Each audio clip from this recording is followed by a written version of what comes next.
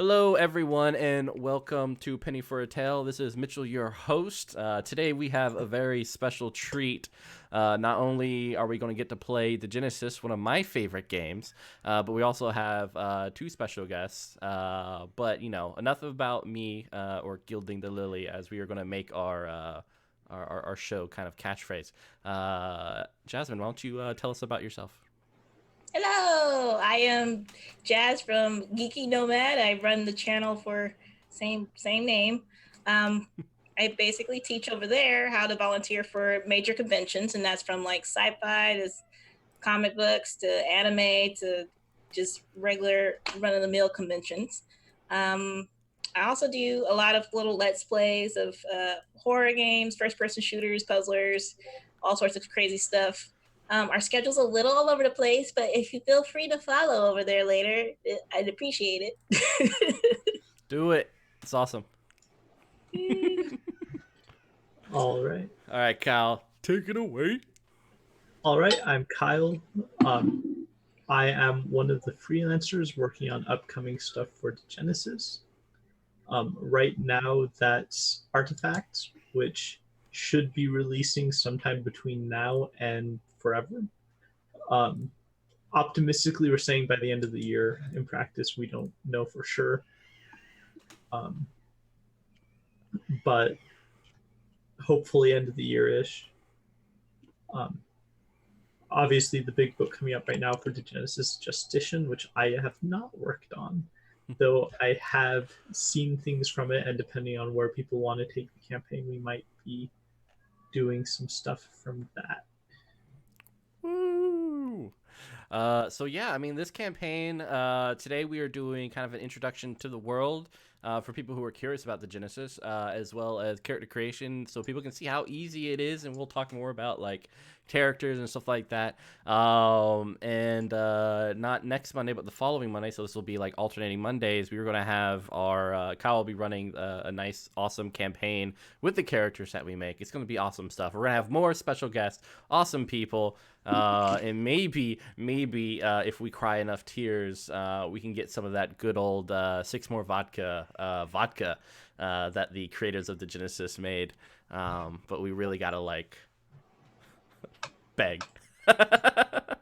Yeah. Well, I don't think they're sold out yet. Out. That'd be great. I'm on the shop right now looking to see if it's up there, and I am absolutely For anyone curious, Six More Vodka, the people who made the Genesis, came out with their own line of vodka, which, as you guessed, it has six more proof, of vodka. So if you like vodka and want more vodka on top of your vodka, check out Six More Vodka as well as this game over at Six More Vodka, the Genesis. I should point out that technically speaking, they're a concept art studio. Yes, they so are. It's a little bit outside of their main thing. You might know some of their work if you've ever played League of Legends. They do Love stuff it. Yeah. for League of Legends, as well as, of course, Degenesis, which is tremendous. Awesome stuff. All of it. So I guess I should give the overall general spiel. Yeah. Tell us about the Genesis. Everything. Go through the 600 pages of. Yeah, it's only only 700 pages. I actually discovered the first edition of Degenesis back when I was a game reviewer, and when I was a game reviewer, I had a rule where if it's more than 500 pages, I don't play it, and Degenesis made me break that rule.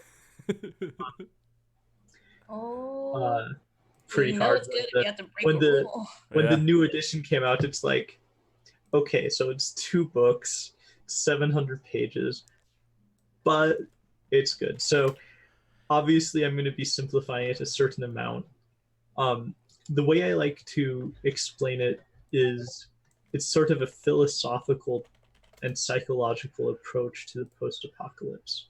So it's got all of the stuff that you'd expect going on in terms of like a Mad Max film. Like if you ever watched Mad Max, you're thinking, what's going on outside the camera that we're not seeing? Like, what are these societies like? How are these, political entities, especially like I like to compare it to Fury Road, where there's a lot of people who like show up and there's mention made to like where they're from, but we don't get to see it. It's like, what is it like to actually be a part of those societies and not just Mad Max running through the wasteland blowing stuff up? So it's a little more slow burn Yeah. than a lot of post-apocalyptic stuff, but it makes up for it by being absolutely insane in terms of the detail of the world, in terms of how characters connect to it. Um, and so one of the ideas that goes into the world is it's sort of divided into, I should count before I make a fool of myself, 7 regions that are each sort of partially based on the countries that were around before this asteroid came along and smashed into Earth and basically reset everything back to the industrial age, or worse, depending on where you live.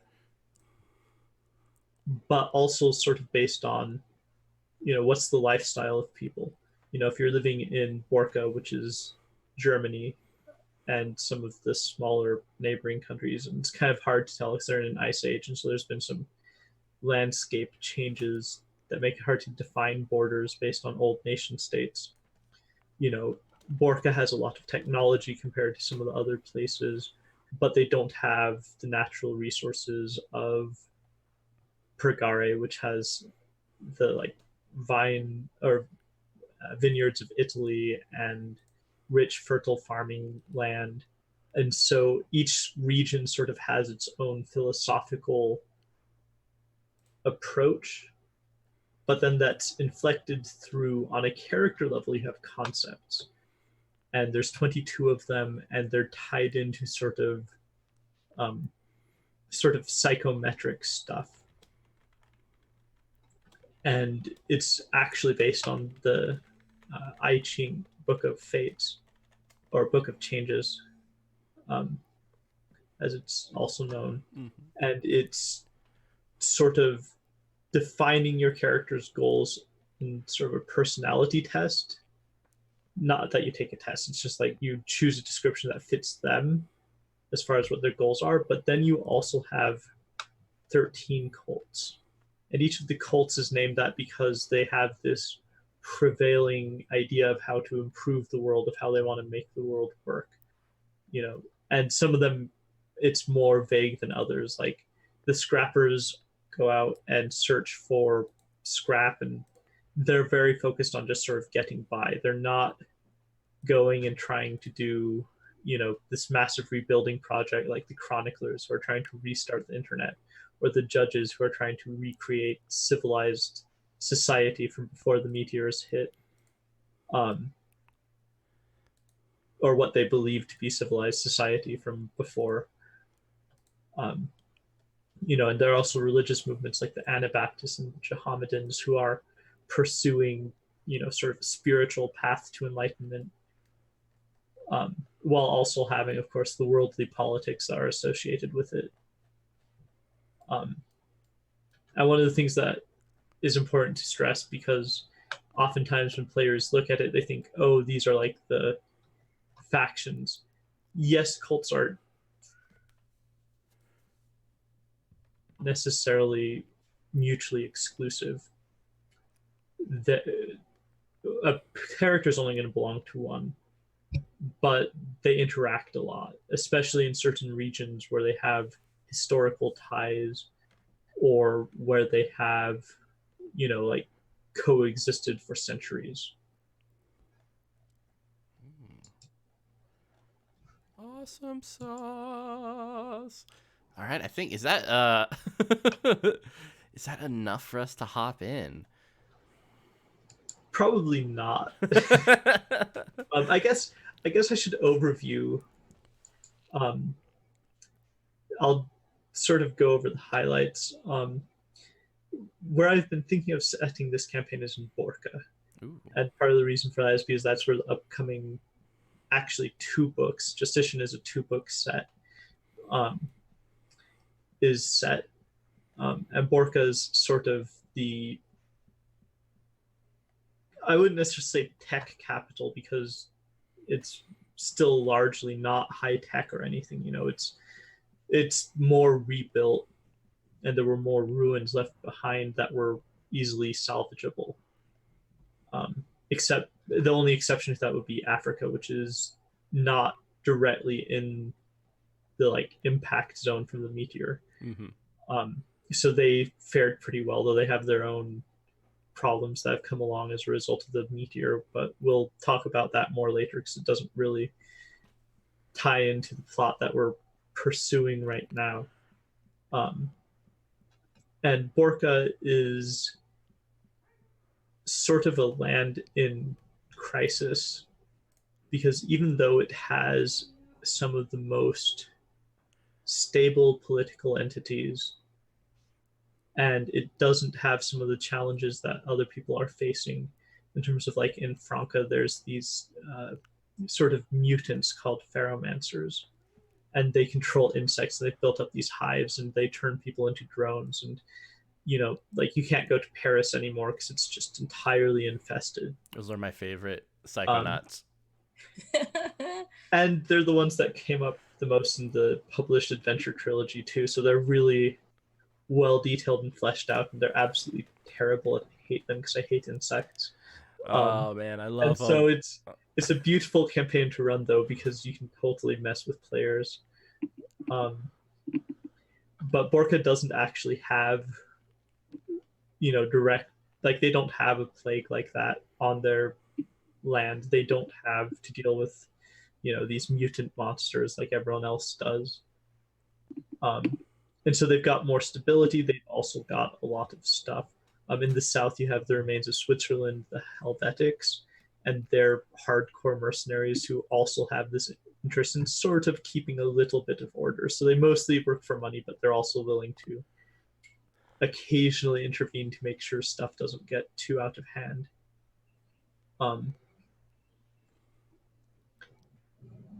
And the big challenge facing Borca is we're entering an ice age. The year's 2595, and people have had 500 years to rebuild, give or take.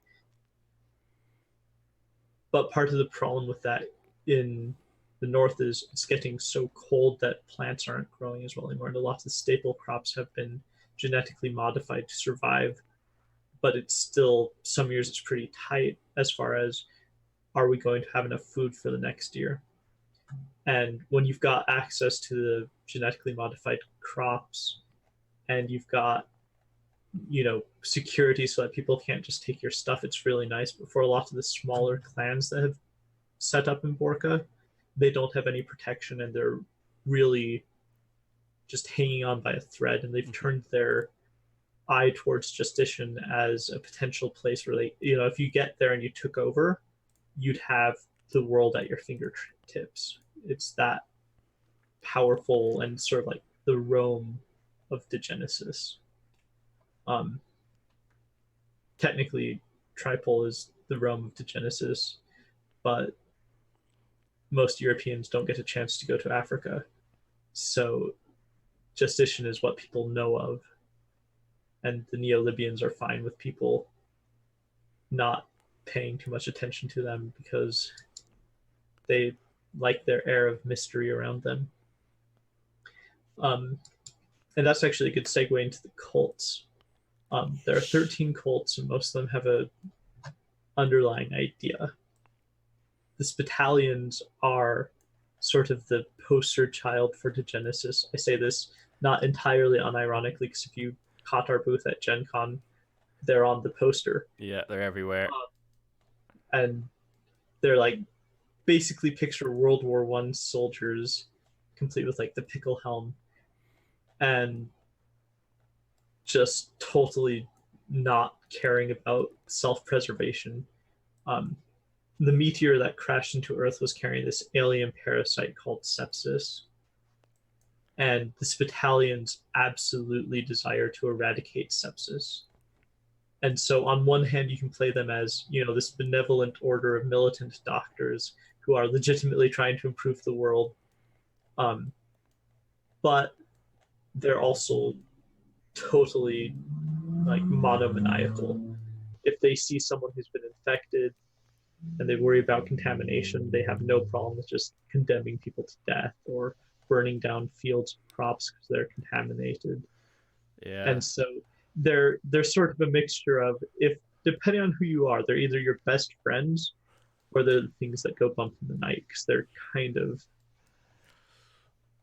they're hardcore and they're very willing to violate most of their laws if it means that they can achieve their greater goals. So they're not too tied to any morality. Um, though I should note that in the last like 20 years or so, the Degenesis timeline, that's been changing a little. The Spitalians have the old guard.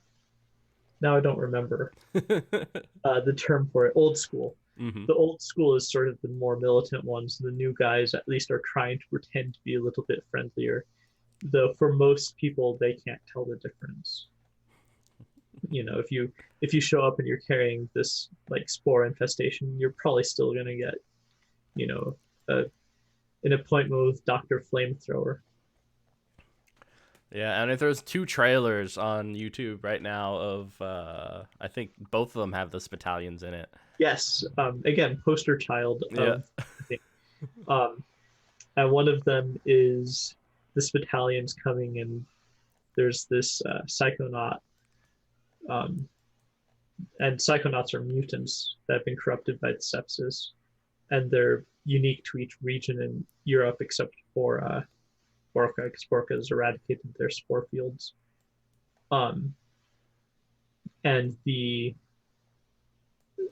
Spitalians just go and attack this farmhouse because the parents are hiding their psychonaut child. And it's, I think the number one comment on YouTube for that video is, "Run, it's the PCs." Yeah. Like, yeah, that's kind of how Spitalians go. My first campaign I ran into Degenesis, I used a Spitalian as a villain, and they work tremendously for that because they're so focused on their goals that they forget morality often. The Chroniclers want to rebuild the internet, which is a great idea. Totally, all our lives are made better by the internet. So true. I say to an audience over the internet, but they're equally kind of morally ambiguous at times, because they're the only people who often know what the technology that they're looking at is worth. And so they go and they do stuff like they'll send out the scrappers to scour villages for stuff, and then they'll pay them like $20 for like days and days of work. So they're not any more humane than the Spitalians, though they are, at least on paper, pacifistic. They don't have any military branch that's public and openly known. Of course, they have their own black ops squads and everything, so you can't, you don't get away from breaking a few eggs in Degenesis. They're very likewise capable of being turned into villains in a campaign. I think we'll see that's a common trend in all of these characters. That yeah, they make great villains. So I should probably just stop saying it, or else we'll never get through. Yeah, they're always the villains in my campaign, just accidentally. Just accidentally, they're villains. Yeah, everyone's like, look at them. They're definitely the bad guys. The Chroniclers also have this great like gambit pile up potential that a lot of the other clans don't. Like everyone else, they tend to be really simple in their motives, and the Chroniclers are like, we want technology and we want to restart the internet.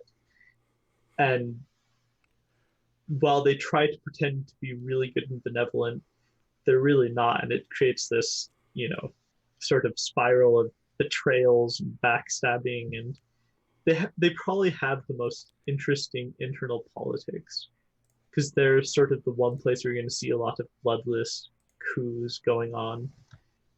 And they're schemers and plotters, and they wear masks and suits and pretend to be gods in front of the little people.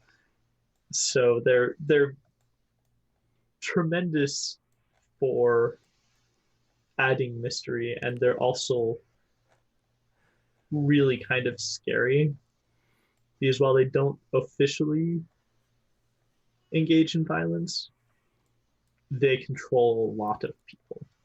Like they're sort of behind the scenes, often doing things that you wouldn't want people to be doing to you.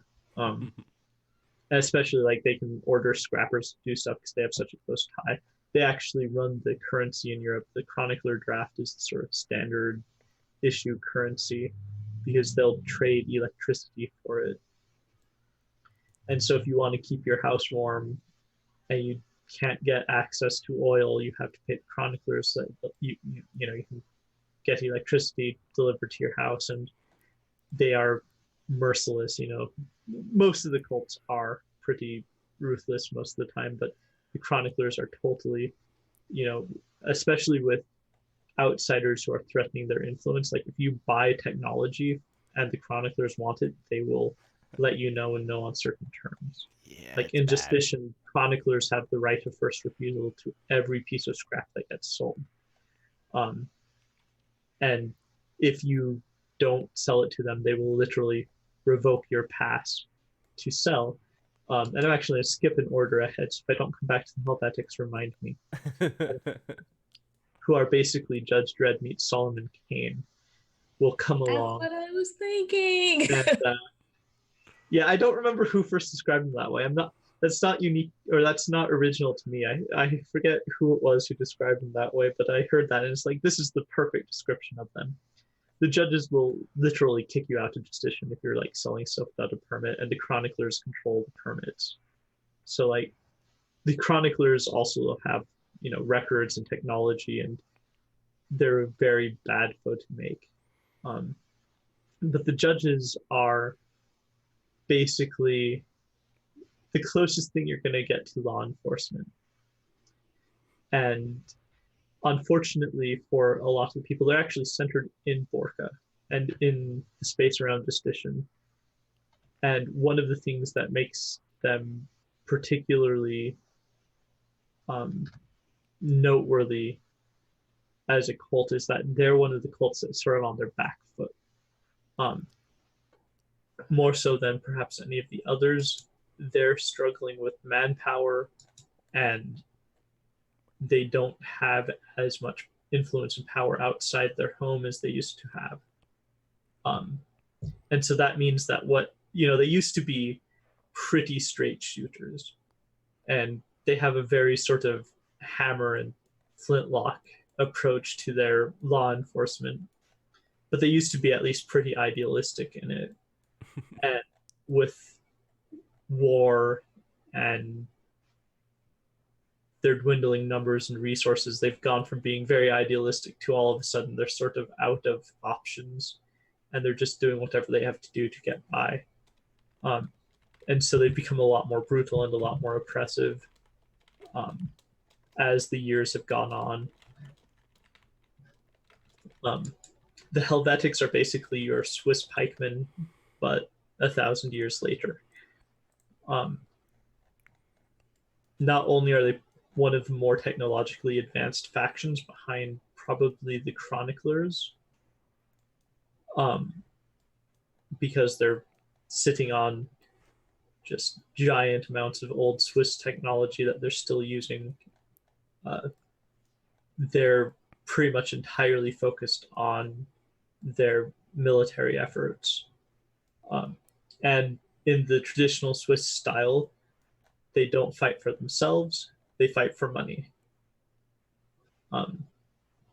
So they're a pretty powerful faction, but they don't do anything for their own sake, really.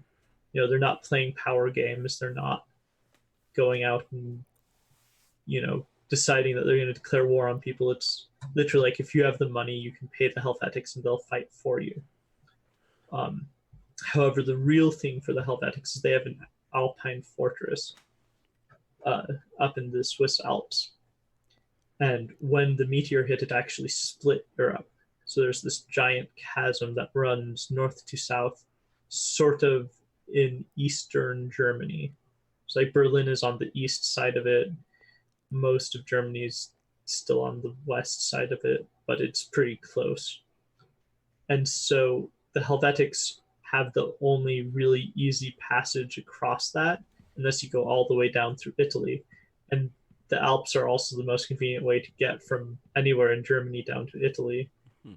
So they make a lot of money as sort of border guards, and they collect a lot of money in tolls. Um, and the Helvetics are also sort of in a similar situation to the judges, where they don't have the resources anymore to go out and just do everything, because they're largely living on stockpiles instead of making their own stuff. And so they're more dependent on very careful usage of their resources. Um, One of my favorite stories from Degenesis was a campaign where one of the players rolled up a Helvetic and got a little bit drunk on power. He was able to just go into battle and just destroy everything. And then he realized that he used up his entire ammunition allowance. And unlike most cults, the Helvetics track everything. And so you'd have to report on why he was firing wildly at Yeah.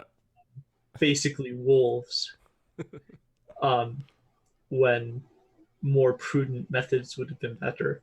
So they're not omnipotent. They're just pretty well equipped. Um, Clanners are harder to describe in an individual fashion. I think in Catharsis, the rule book, they give examples of like a half dozen different clans. Um, Yeah, it's pretty much like a catch-all for like more than anything more than a else. dozen clans. It's like Yeah, 20 or so. could be Um, anything. and there have actually been more added DLCs. as DLCs. Yes. Well, one DLC. Um, though we've met more, like in Black Atlantic, we meet a few more. Um, and so the clanners are basically any person who's not affiliated with one of the major cults, and so they can be just as diverse. You have everyone from people living in the ruins of ancient cities that were basically unscathed, to Anabaptist religious fanatics that are so extreme that they're not sort of in the confines of the Anabaptists anymore. You have people who live up in the Stukov desert, where it's all just dust and salt. There's dust and salt. Um, and so you have all these different factions that are sort of the small time players, but because of everything that's been going on, they're more and more influential. Scrappers are generally individualistic, and they make up sort of your other lower unaffiliated groups of people, with the exception being that most scrappers still have this unifying culture of going out and hunting for scrap. So scrappers have sort of their own way of making marks and communicating with each other, like, hey, this place has good scrap, or hey, there are bad guys here, don't go here, or hey, this is mine, and if you come in, I will shoot you with my shotgun. They're really quite diverse. They run the gamut again from sort of friendly, like let's all cooperate and get along well, to this is mine, and if you touch it, I will end you. So they can be friendly, they can be unfriendly. The dramatic ones are the unfriendly ones, but there are a few examples of them being pretty benevolent. There's one in Black Atlantic named Perel, and he's basically taking a bunch of orphans under his wing, and he's training them to look for scrap and whatnot. Oh, Um, it's a good idea. I have a he's kid, like so my I favorite might try character that. in all of Degenesis. It's like Perel is perfect. And then, well, I'm not going to spoil Black Atlantic, but everyone I like in Degenesis dies. Well, we'll survive, and you No, love I us. don't think Perel dies though. I could be wrong. It's been a while since I did Black Atlantic. Hey, is Ray from Star Wars a scrapper? Yeah, that would actually be a great example of a scrapper. Is like someone who goes out and looks for stuff. Um, Occasionally flies a ship. Yeah, and in Borca in particular, cartel scrappers are very influential. And they're sort of like organized crime meets a labor union. Um, Yay. so, on one hand, there are cartel scrappers who are totally idealistic and they're doing what they do because they want to make the world better for everyone. And then you have some who are like, and you didn't pay your dues. So we're going to take kneecap. Do you like your left one or your right one more? I usually favor my right, but that's just me. Yeah, exactly. It's like, okay, so they're not the good guys either. Um, Neo-Libyans are traders based sort of off the northern coast of Africa. They were lucky enough. Northern Africa was basically unscathed during Eschaton when the asteroids hit. And even though most technology went sort of haywire due to a giant virus that swept across basically every network that it could find, the Neo-Libyans still had access to almost all of the technology that they could have. Um, and so they're sort of rich, prosperous merchants. One of the things that you often don't hear about them because they get portrayed as sort of like the modern capitalist society, and people lose the nuance there, is they're very tied into their society. Mm-hmm. And so, like, a Neo-Libyan is not just a rich merchant, but they're also sort of a patron to their community. And so their success is actually measured in how much can you bring back home to your tribe, to your village, to your clan, to your city, just depending on where they're from. That's sort of how they get their reputation. And so they're always going out to try and build and collect and stuff. But while doing so, they're always working towards not just their own personal betterment, but also towards building their society up. And they're often in conflict, especially with the chroniclers, because they, like the chroniclers, love to just acquire everything that looks good. And unlike the chroniclers, they actually have a certain amount of financial resources. So when the chroniclers are out being like, yeah, we'll give you 100 drafts for this, they're like, we will buy your entire booth at the market, like everything in it. Like, how does 10,000 dinars sound? And the exchange rate for dinars and drafts is 1-to-1, and the chroniclers pay very dearly to try and maintain that exchange rate. And so, the Neo-Libyans will just come and flash cash around. I don't want that lifestyle. Some of them are very nice about it, like benevolent and merciful overlords, like Hamza in The Killing Game. Yeah. Is one. And also, like, one of my other favorite characters in Degenesis. And some of them are total jerks about it. I had a player who played a Neo-Libyan, and the players had nearly all died while fighting a psychonaut. And they killed it, and they took its head back to the village. And as the other characters are bringing it up, he walks up and he's like, and I hunted this monster for the good of humanity. And it's like, you weren't even there. You were hiding during the fight. Sounds like a good Neo-Libyan. Yeah. And so, they're great because on one hand, they actually do care. And they're wonderful for that. But they're also totally capable of just being... Like, they know that they're in a position of power. They're the bard, but with money. Yeah, exactly. The Scourgers are sort of the enforcers for the Neo-Libyans. Unlike the Neo-Libyans, they tend not to be as pleasant to be around. A lot of them are sort of tribal warriors, but some of them are more mercenary. And that sort of defines some of the differences between them. Some of them are very acclimated to the world at large, and they're pretty chill and mellow. Some of them, especially the ones in Hispania, which is sort of modern-day Spain, are very hostile towards Europeans because they've been basically embroiled in a war in Spain for the last 400 years. The Spanish started it, though. So it's all fine and dandy. Or you have, very traditional sort of in the retinue of Neo-Libyans who are going out and sort of securing things for their bosses. And the Scourgers have that was it wooden mask, right? That's unique to each person, or? Yeah. They also often wear like individualized masks, and they take a variety of forms. Sometimes they're even like old like UN gas masks that they've like redecorated. Yeah. They're great. I love Scourgers. Yeah, I like the picture has a guy with an assault rifle with a spear on his other hand, so just in case. like one of the great things about them too is they're tied into this social hierarchy, and part of it's always a conflict between the people who are paying their paycheck and their own sense of honor and duty and all of that. So like oftentimes like they're very different from the Helvetics in that sense. And like let's say that they're working for a Neo-Libyan, a Helvetic working for a Neo-Libyan, the moment the money dries up, they're gonna be like, nope. But the Anubians will be like, look, I've served this guy for 5 years, and I'm not gonna just drop him because you stole his money. You know, like you can't just pay me more than he's paying me. The Anubians are basically Rosicrucians. Um,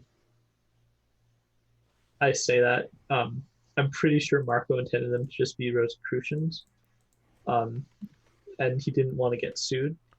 But they're mystics who are based out of Egypt, especially Cairo. And one of the interesting things about that is that they have developed this affinity for the rays. And the rays is the form that the primer took in Africa. And it mutates the plants there and turns them into these sort of like fractal crystalline life forms. And if you touch it, it will basically override you and corrupt you, and you'll die pretty horribly and painfully. But the Anubians have developed an immunity to that through a variety of sort of training and sort of mystical rites that protect them. And of course, they also have a little bit of science thrown in where they know what to do to protect them, and they're sometimes savvy to things that a lot of people have forgotten because their order has existed for more than 500 years. So they're sort of one of the survivors of Eschaton, even though they're not necessarily like holding on to the same prestige that they once had. And speaking of survivors of Eschaton, you have the Jahamidans. And the Jahamidans are the followers of the prophet Jahamid. And Jahamid was a man who lived just before Eschaton, actually during Eschaton. He disappeared. And Jahamid came out and he sort of preached his own take on sort of the Abrahamic religions. And he had a lot of sort of corporate backing, and I'm not going to go too in depth on it because there's a lot of stuff that you would find out if you're playing through some of the campaigns, because the published campaign trilogy, I actually call it the Jahamidan campaign, and people on Discord fight me about that, but it's the Jahamidan campaign. You learn a lot about the Jahamidans and their ties to stuff pre-Eschaton in there. But they have sort of very social hierarchy, but they're also basically the closest thing you'll find to old school Abrahamic faiths. So they're very reserved, they have very moral lives. Oftentimes they come into conflict with the other cults because of misunderstandings. But they also, because of their ways, they are also often mediators between the other cults. Like in Hibristania, it was the Jahamidans who first laid down arms and started moving towards peace. And the other cults are still sort of in a Cold War or still fighting sort of on the fringes.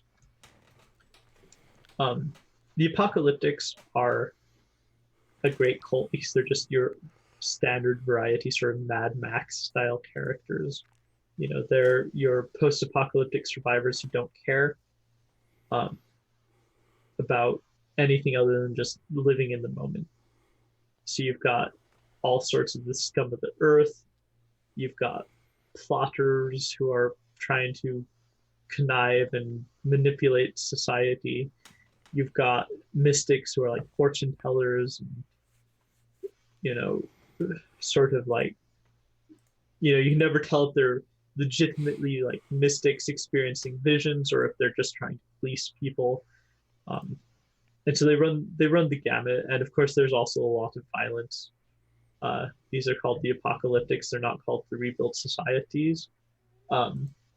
They tend to be not particularly prone to follow the rules and pretty fond of doing whatever they feel like in the given moment. Anabaptists are sort of a Gnostic movement. Um,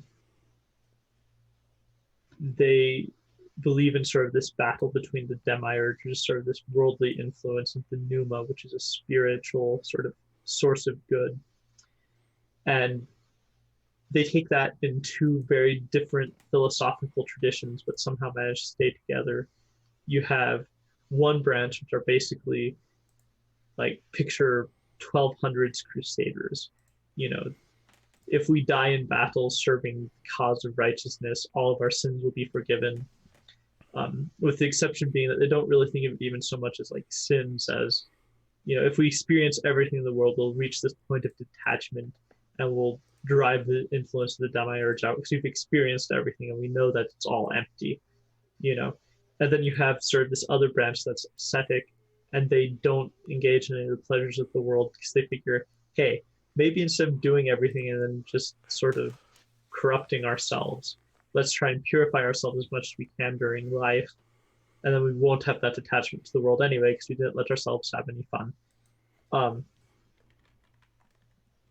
That sounded unnecessarily cruel, or, but it is basically the philosophical distinction. There is one group is we're just going to have a good time and party, and they're basically, you know, a step above the apocalyptics in the sense that they still have bosses that they order to, and there are some things that they classify as wrong. They just do them anyway.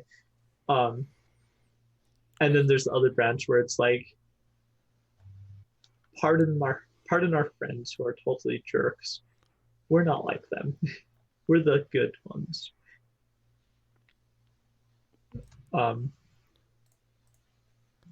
And then last but not least, you have the Palers. The Palers were the people who were put into bunkers before the meteor hit, not as like the people who were supposed to be preserved and saved through history, but as like the support staff for the bunkers. So you've got just generations of people growing up in the dark. And unfortunately for them, sort of like in Fallout, the bunkers that they were in were not strictly designed with the best outcomes for everyone in the people who were preserved in the bunkers asleep in cryopods. They're all supposed to be getting sort of a nice slumber, but the support staff basically got the short end of the stick. It's like, yeah, you're in the bunker, just keep them alive. You killed all the people that were in there waiting like for medical treatment because they were freezing them to like save them from their diseases or, you know, whatever. It's like you're all murderers. You have blood in your hands. Just, you know, remember your mission and quietly accept your fate. You know, and so they got sort of the short end of the stick for generations. And they've adapted to life underground.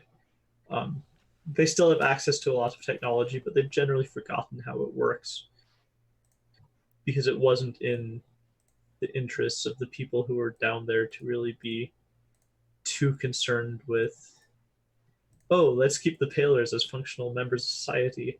You know, like they were intentionally shut in and sort of buried.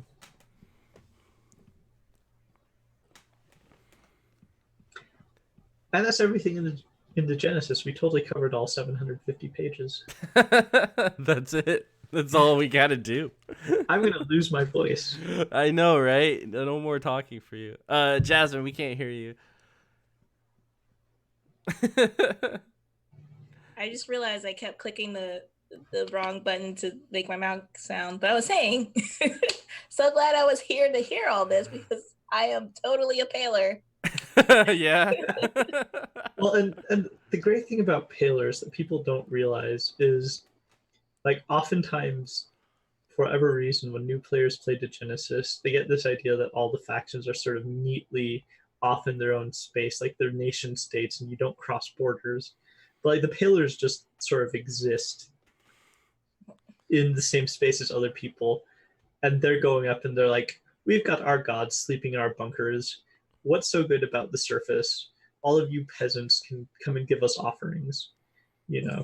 and so there's this whole like aspect that my players who don't read the book. What can you do? I'm sorry, I did that. Well, no, You're fine. You just heard to it. about It's it my like it's my early. players who are in a campaign for a year and, Yeah. and a half, and I mentioned a paler, and they're like, "What's that?" It's like, oh gosh, you Oh guys. no. I mean, I will. I'm totally into like worshiping anyone who can get like enough sleep, because you must be perfect or something. I don't Yeah, know how you exactly. do it. Yeah. They've had Right. 500 years of sleep. Just That's imagine how much energy they're gonna have when they so wake good. Feels up. so good.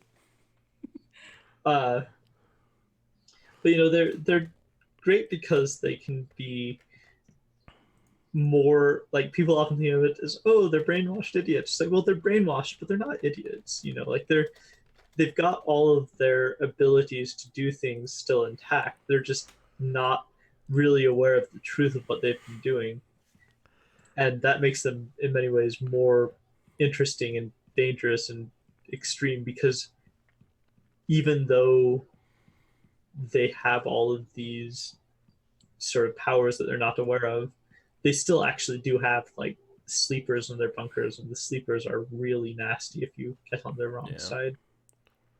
So I'm most interested in the Anubian.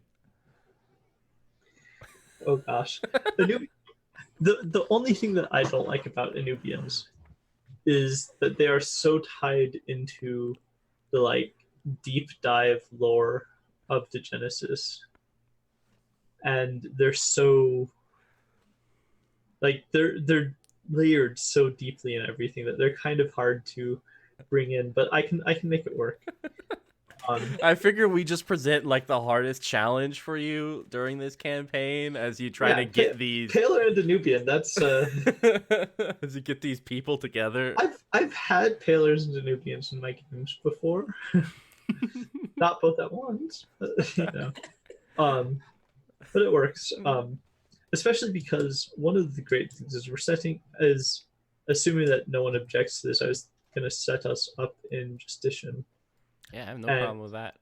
Justitian is sort of like a magnet, like everything interesting goes on in Justitian. That's what And they I just want us to accidentally think. closed out PDF. Why is my PDF reader just dead?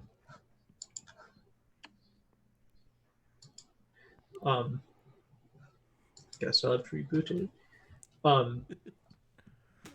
But one of the things about Justitian is right now, because of everything that's been going on in the universe, it's sort of in crisis, and no one wants to admit that because who would say, "Oh yeah, my city is totally gonna burn," but like one of the big conflicts is between um, Justitian and there's a local clan called the Cockroaches.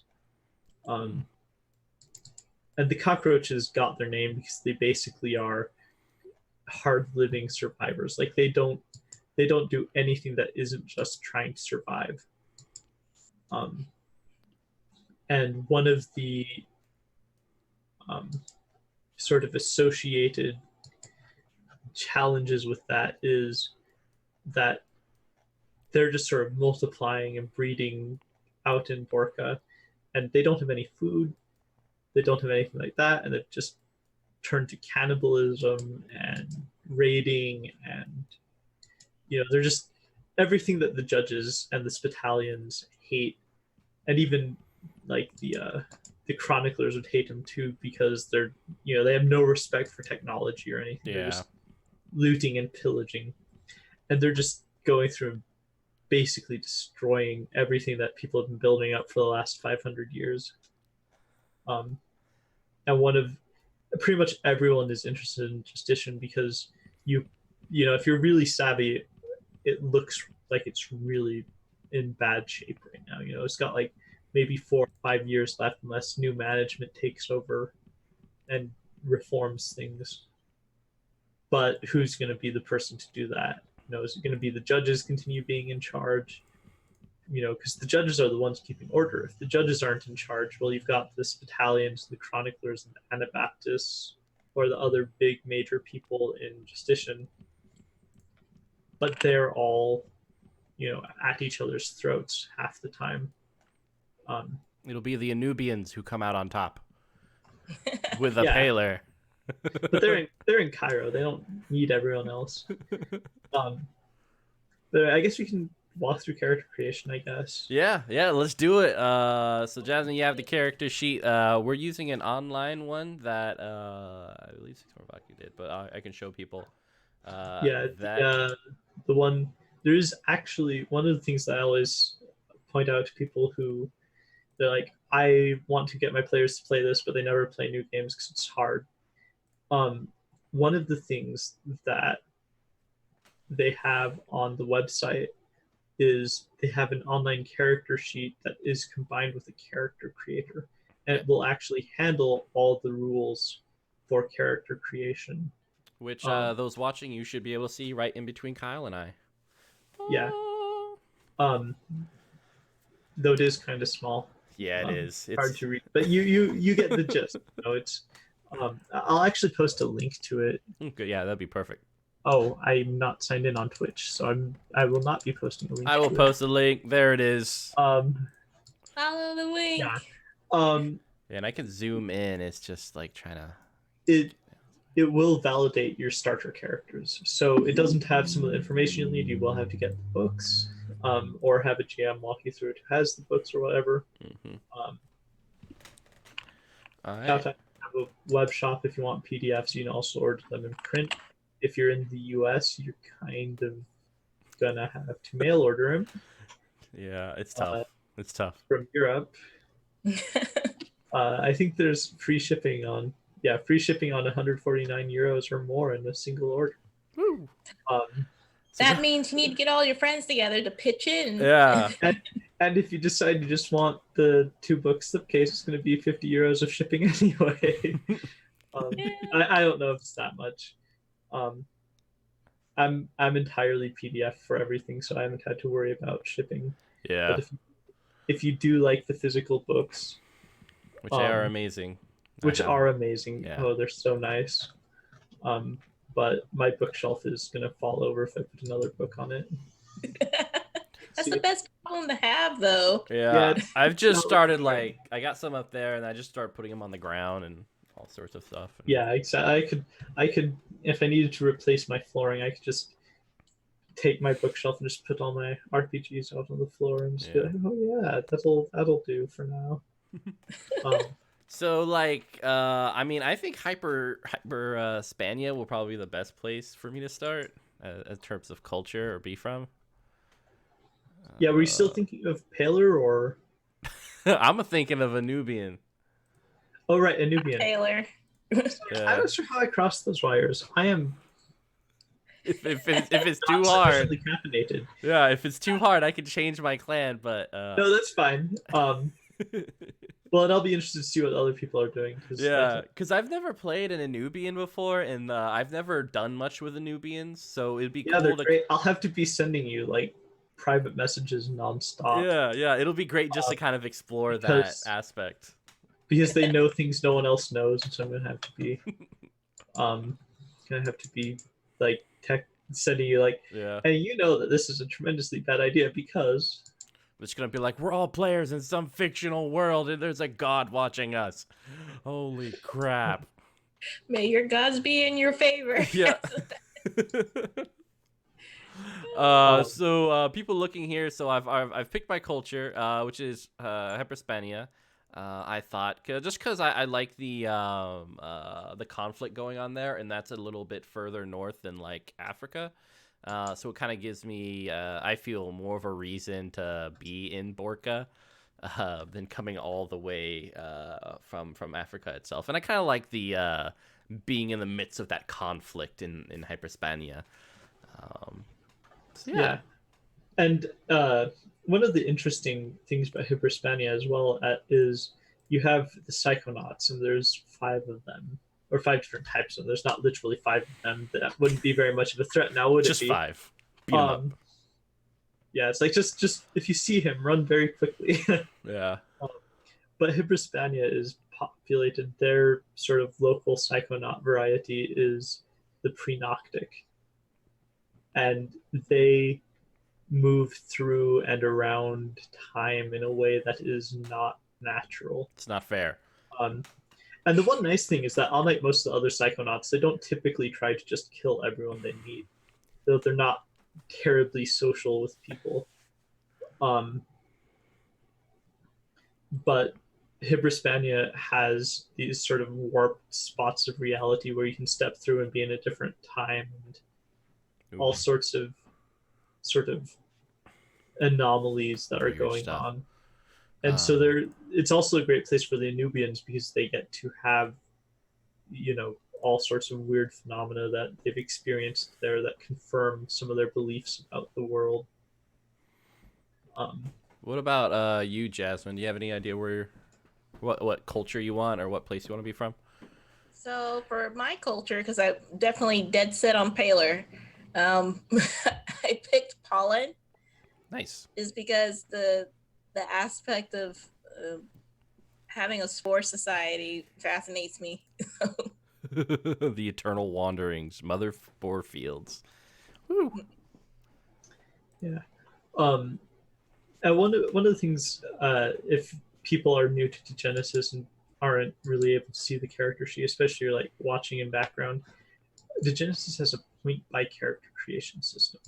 So when you create a character, your main focus is in sort of how you're going to distribute those points. And when you choose options, it doesn't give you free points. It changes the maximum distribution of points. That's not to say that there's nothing that's based on your choices. Like your rank in your faction is determined by your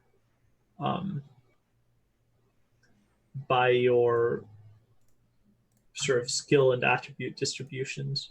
But even that is often sort of a narrative thing, because you might have someone who has the ability to be promoted but hasn't had a chance to be promoted and stuff like that. It's not like you're just instantly like, congratulations, you are, Bing. It's not like you get to level up and you're suddenly getting new gear from the void. It just like materializes in your hand, like, oh look, I found this. And so you're free to do basically whatever during character creation. It's not like you're getting a package when you're choosing these things. It's just you have more ability in certain places based on it. Yeah, like for Hibrispania, I get it increases my max because all these attributes and skill bonuses just increase the max that you can have. Well, normally you're limited to 2 for all attributes and skills. Being part of Hibrispania gives me attribute bonus max and intellect, agility, and skill bonus for melee, mobility, stealth, medicine, and orienteering. So you can decide on the character creator online. You'll see the dots increase. Yeah, and another frequent question is, when people look at the character sheet, they'll see that willpower and primal are crossed off by default, and that's because they're paired with other skills and they're mutually exclusive. So you can choose between focus and primal, and willpower and faith. Mechanically, there's not a huge distinction. It does affect character development later on, because there are favored attributes that go with, I think, faith and willpower. Yeah. I was rolling up characters not that long ago. I should remember which. It's too long, man. Sorry, no, it's primal and focus determine which things are cheaper to advance than others, because you get to discount on on certain attributes and skills based on whether you have primal focus or primal based character or focus based character. And then what was the other one? Faith and willpower. Yeah. And one of the other things to note is there are abilities in the game that are dependent on the choices that you make here. For instance, my favorite potential. Every character starts the game with one potential, and it's based on their cult, though there are a few general ones. There's actually a free DLC for more potentials that you can get from the website, which I should have open. It also has some updated errata for some of the potentials because I know that some people have complained that some of the potentials are not entirely clear in Catharsis. Mm-hmm. And there's like, it's a 700-page core rulebook set, and so there's a lot of errata to sift through. So if you're worried about, am I really doing this right? The potentials DLC has all of that in its totality. But my favorite example of a potential that that interacts with the faith willpower dynamic is there's an apocalyptic potential called Black Omen. And the way it works is the apocalyptic makes a mental attack against a target, and rolls his psi and domination skill. So he'll roll psyche attribute plus domination, so that'll give him a score from 1 to 12 dice, and he'll roll that many dice. And his opponent will counter with psyche plus faith. So he'll roll an equal amount of dice, and if he succeeds, then he's immune, and if not, then it takes effect. But if you have willpower, you're just outright immune to it because you're not buying the, you're not buying the superstition of the apocalyptics. It's like, you can't jinx me. That's not the real thing. So it's sort of, it's meant to show sort of like, how do people think about the world? Yeah. And Black Omen's actually a really powerful ability, but it only works, half the time. Because even like an Anabaptist might have willpower instead of faith to represent that they take like more of an like intellectual approach to their religion. And so it's one of those things where really focus and primal and faith willpower don't necessarily play a giant role in mechanics, but they are another way for you to define like what is your character's personality. Another side of that is the concept. I sort of mentioned it in passing earlier, probably prematurely, but there's 22 of them, and each of them has a particular sort of mode of action. So it's like, I like to describe it like alignment in D&D, but better. And hopefully Wizards of the Coast isn't listening. They're not. They don't know about me. But it's like the idea being like, if you're in a situation you don't know what your character would do, it's a great sort of reminder of like, here's sort of how I've decided to play. And one of the other elements to that is characters have a score called ego. And ego is used to basically go full force in combat. You can burn up to 3 points and boost your initiative roll and also your first attack or action in combat. But once you're out, you're basically a sitting duck. Like, ego is the difference between life and death. And role-playing your concept gets you ego back. It also, I believe, gives you a bonus on an action once per session or day. Yeah. Concept. I think it's two dice. Yeah, it gives plus 2 dice in an appropriate situation. That bonus is once per day. The ego restoration, I don't remember if it's got a more specific thing. And really, you don't need to nitpick Degenesis. It's pretty robust as a system. If you do a little bit of messing around with it, it's not going to break.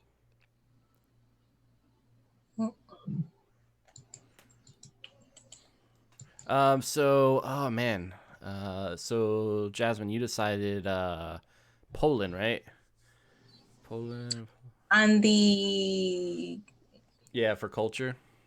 For culture, Palers. Oh no, that's cult. The culture where your character's from. Oh, for culture, yes, the Poland. What concept origin? are you thinking? Well, since I picked Poland for culture and for cult is Palers, I figured concept would be chosen, but I'm also bouncing between maybe martyr. It's just hard. I mean, I was looking through them like so my character, like I was thinking a very charismatic person. Oh, but like ooh, actually I think I like the ruler. The ruler or the mediator. We're not gonna have any personality clashes here whatsoever. We'll Um, totally be fine. Ooh, the seeker's really good too, because that's kind of like searching for the unknown and such. Yeah. Oh man. All And right. then there's the traveler and the righteous. So many. But I'm trying to keep in mind like what would a paler do? Yeah, I think for since kind of the discovering. well, and my rule with concepts is Mhm. if you decide you've made a mistake and you don't like your concept, you can change it. That's fair. All right, Um, so I'm gonna. I'm not a big fan of letting people change their character rather than feel like they're stuck with what they have. Yeah. Um, All right, I'm gonna choose the seeker then, just because it feels more like a Nubian, very looking into the darkness. Um. Or Bum bum bum. all right, I think I've settled on heretic. Heretic. Oh, all so right. we've just bounced around all of them. This the whole There's so many cool concepts. It's hard to like choose. I want them all. Can I just have them all? right. Can I have like at least 3? No. Yeah, we get 3. Well, and one of the things about concepts is a lot of them are not even monolithic in their own right. Mm-hmm. You know, like heretics can be played in a bunch of different ways. You know, they can be totally nihilistic, or they can be like awoken to the truth that what they thought was true is not true.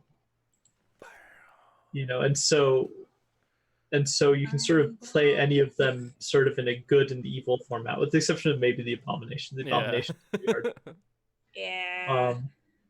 But now I realize I only have 4 for origins by doing that. So I'm like, Well, you're always gonna have 4 for origins. Yeah. Oh, okay. So So you don't have to worry that much about it. It's origins are not terribly generous during character creation. Yeah. And part of the reason for that is because it's a sort of balancing hack on the rank system. Yeah. Which I personally love, but Marco is not as happy with as I am. Like, I think it's a brilliant thing. I think it's one of, the best parts of the game, because it gives all of these different ways to, tie characters into the world. And he's like, yeah, we were doing that at the very end because people needed a way to define their characters in the universe, and it's sort of a rush job. It's like, It happens. it's makes like sense. that. Makes sense. It's a lot of books. That's what I use to sell the game to people. Like, when I sell the game to people, it's like, you want to play a game that's fast with a dice pool and ties your characters into the universe with a rank system. As like, dang nabbit, Marco. That's it. That's it. But he's a perfectionist. He doesn't like anything he's done, even when it's brilliant. So I do want to ask, at what level do characters top out? Because I know for Dungeons and Dragons at level 20, it's like you're basically a god now. You go and make your thing. So I have often wondered that about Degenesis myself. And in the 8 years or so of playing, I have never come to an answer. My first role-playing game I ever played was Shadowrun. Ooh, that's very different. In Shadowrun, there was, I don't know how traditional it was, but there was, at least in sort of what I followed, the traditional wisdom is you have 250 XP and then you're immortal. Like that's the equivalent when you hit epic level in D&D. And in Degenesis, the most powerful character can still get, sucker punched by the things that go bump in the night. See, that's great. I'll be playing this forever. Yeah. I mean, like literally, you can fill out everything to the max, and there are still nastier things out there. So I mean, um, character advancement is also pretty slow. Um, Yeah. I mean, the real thing, one of the things about advancement is you sort of look at the ranks in the cult that you've chosen. Mm-hmm. Um, but one of the things about the ranks is they're more about your social role than about your power level. Um, like I always like to point out the Mohammedans because they have the most ginormous sprawling rank tree. In part because they have kind of like a caste system Mm-hmm. where like men and women have their own roles, but then there's like the lowborn and the nobility, for lack of a better term. You have like the ones chosen by God, and you have the ones who are not chosen by God. And a lot of them, like the Ismaili, who are like the lowborn men, they need to get very little before they're promoted up to being, soldiers in the cult.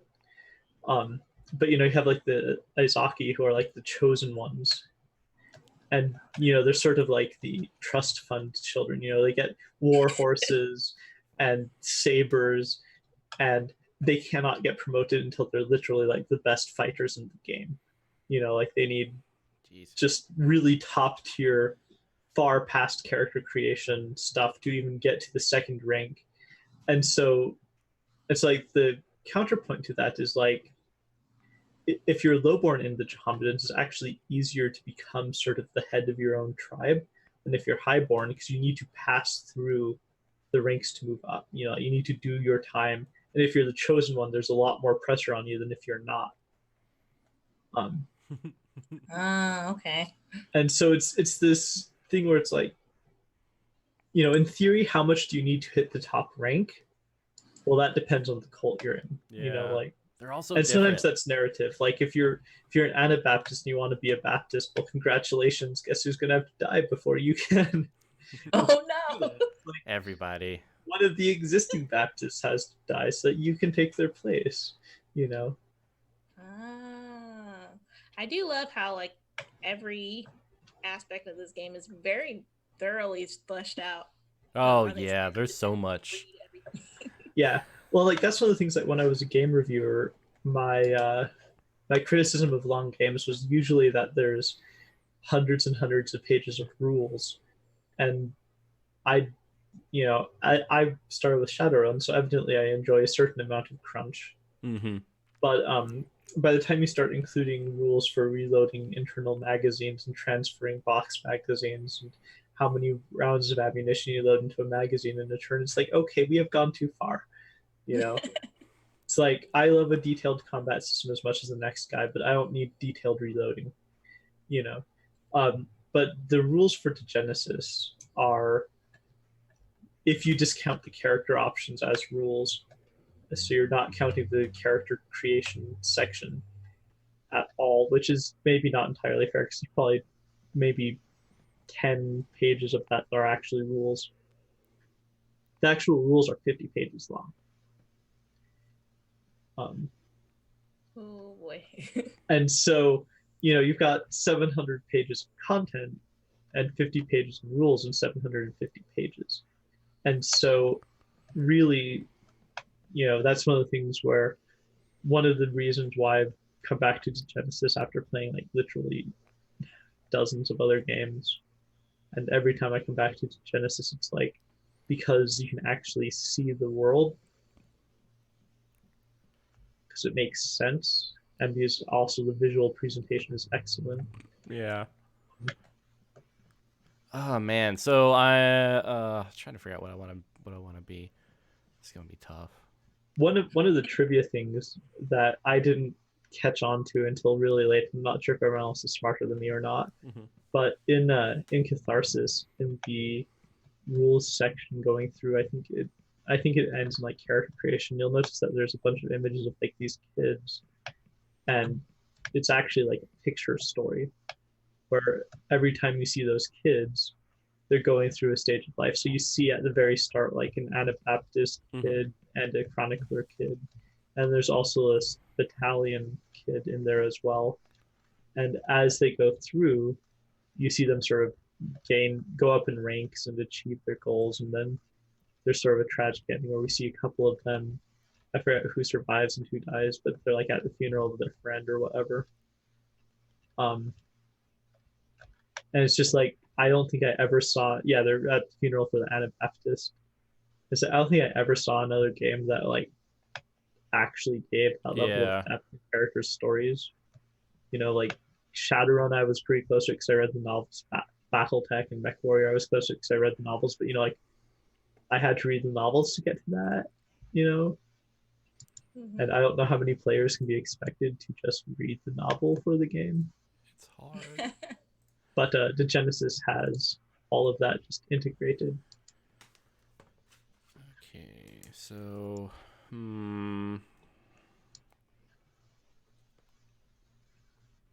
Oh, I Sorry, think I finished yeah, because after we choose our culture, concept, and cult, we have 10 attribute points to spread out, and then 28 skills. Yeah, and you start with 1 point in every attribute. So Yeah. every character is at least minimally proficient at everything. There's no distinction between trained and untrained skills. So if you are worried about that, I don't roll with them. Yeah. All right, so I guess the important choice for me is let's see, I'm definitely faith, so I'm gonna put 1 point in faith, just so I Yeah, can get that done, and then willpower. you Oh don't wait. technically have to buy any points in faith Oh, or will okay. or focus or primal. You can just like check into it and then uncheck it if you want to define it. Oh, do I want faith or willpower? That's the hard part. However, both of them are good buys because they increase your eco for focus Yeah. and primal or spore infestations. And spore infestations are actually quite useful to have some capacity for because of burn, but we'll talk about that later because we're losing. But you don't technically need to be trained in a skill to do it. So if you want to be able to do something but you don't have skill points, for instance, you can just be good at the attribute. Um,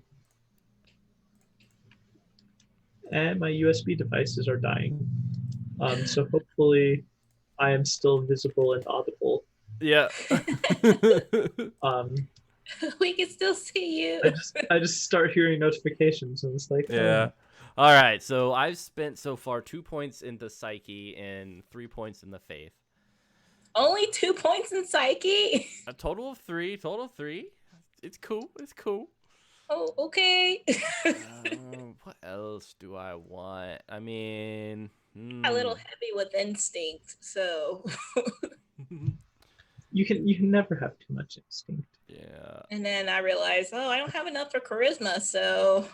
Yeah. Well, and that's one of the things where every time I start up character creation, at one point I think, wow, they are really generous with points. And at another, I think, I do not have enough to do what I want to do. Like, I know, right? right? every single time I go in, at one point I'm thinking, I can do this really easily. Like, I can hit the rank I want to hit and add the personal touch. And then it's like, no, I can't. I was wrong. But really, I kind of enjoy the challenge of not having enough for all of this because that makes you more. Yeah. Like you have to really think about what you're gonna do. Well, and it defines how you're going to develop too, which is one of the things that I appreciate about it. Because like, when I used to play Shadowrun, I went through basically every edition through fifth ed, and what I noticed in some of the later editions were, I would leave character creation, and I mean, some of this because I'd played the game for like 8 years, and so I just played it mercilessly and relentlessly. But I get through character creation, it'd be like, I don't have anything I want to upgrade anymore. I'm as good as you get unless you spend 500 XP on this. You're not going to get it better. Yeah. you know, and Degenesis does not have that problem. You will always have something you want. Um, Ba-da-da-da-da. People can watch this beautiful character being made here.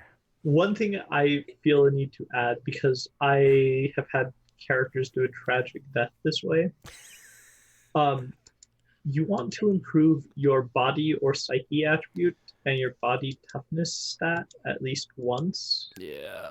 Yeah, Um, I did that. I did 3. Yeah, because I if you got. look down where it's calculating all the resources, um, I had a player make a paler once, and he thought, "Oh, I'll make a guy with a submachine gun, and I won't have to get into combat." And there's one of my players who doesn't read rule books. He actually does read the rule books. He's actually also a GM for our group sometimes. He hadn't had time yet to read the rule book, and he wasn't paying attention to the character sheet.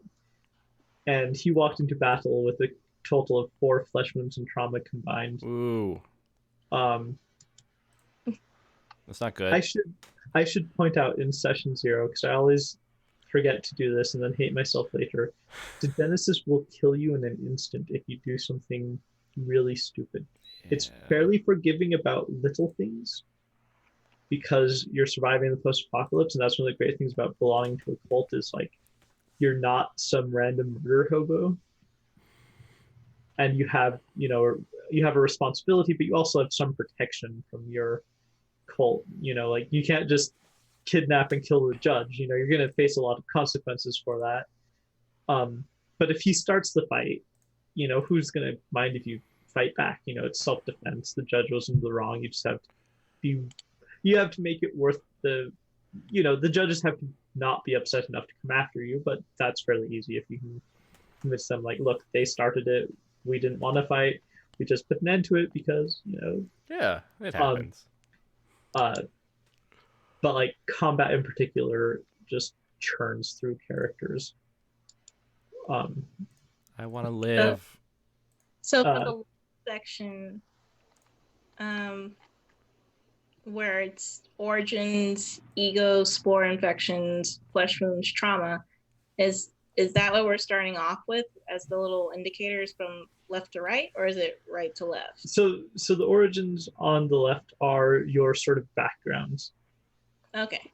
Yeah, And and the ego for ego, spore infestation, flesh wounds, and trauma. If you're using the same shit as meat, the white spot or the clear spot are the that's your like potential to yeah. resist. And then the sort of filled in boxes are the what you don't have access to yet. Yeah. Like you either don't have those points available, because you haven't invested points in those places, or some similar situation. Oh, good, because I was looking at that and I was like, Yeah, do some stuff, but I think it's okay. that's one of the things that also I've had players get freaked out about. You will probably have less than half in each of those boxes, and it's not something to worry about. Yeah. For ego, I got about half. Like, yeah, I was making a bunch of NPCs for my other campaign before one of my players decided to go murder hobo and kill half of my campaign. And literally a guy built for combat still has he has literally half of the possible flesh wounds and just over half the possible trauma, and he's like the toughest you'll get for an average character. Like, don't worry about not having the resources maxed out. No one does, unless they're like a campaign boss. But don't worry, there'll be more of you than there will be of them. Okay.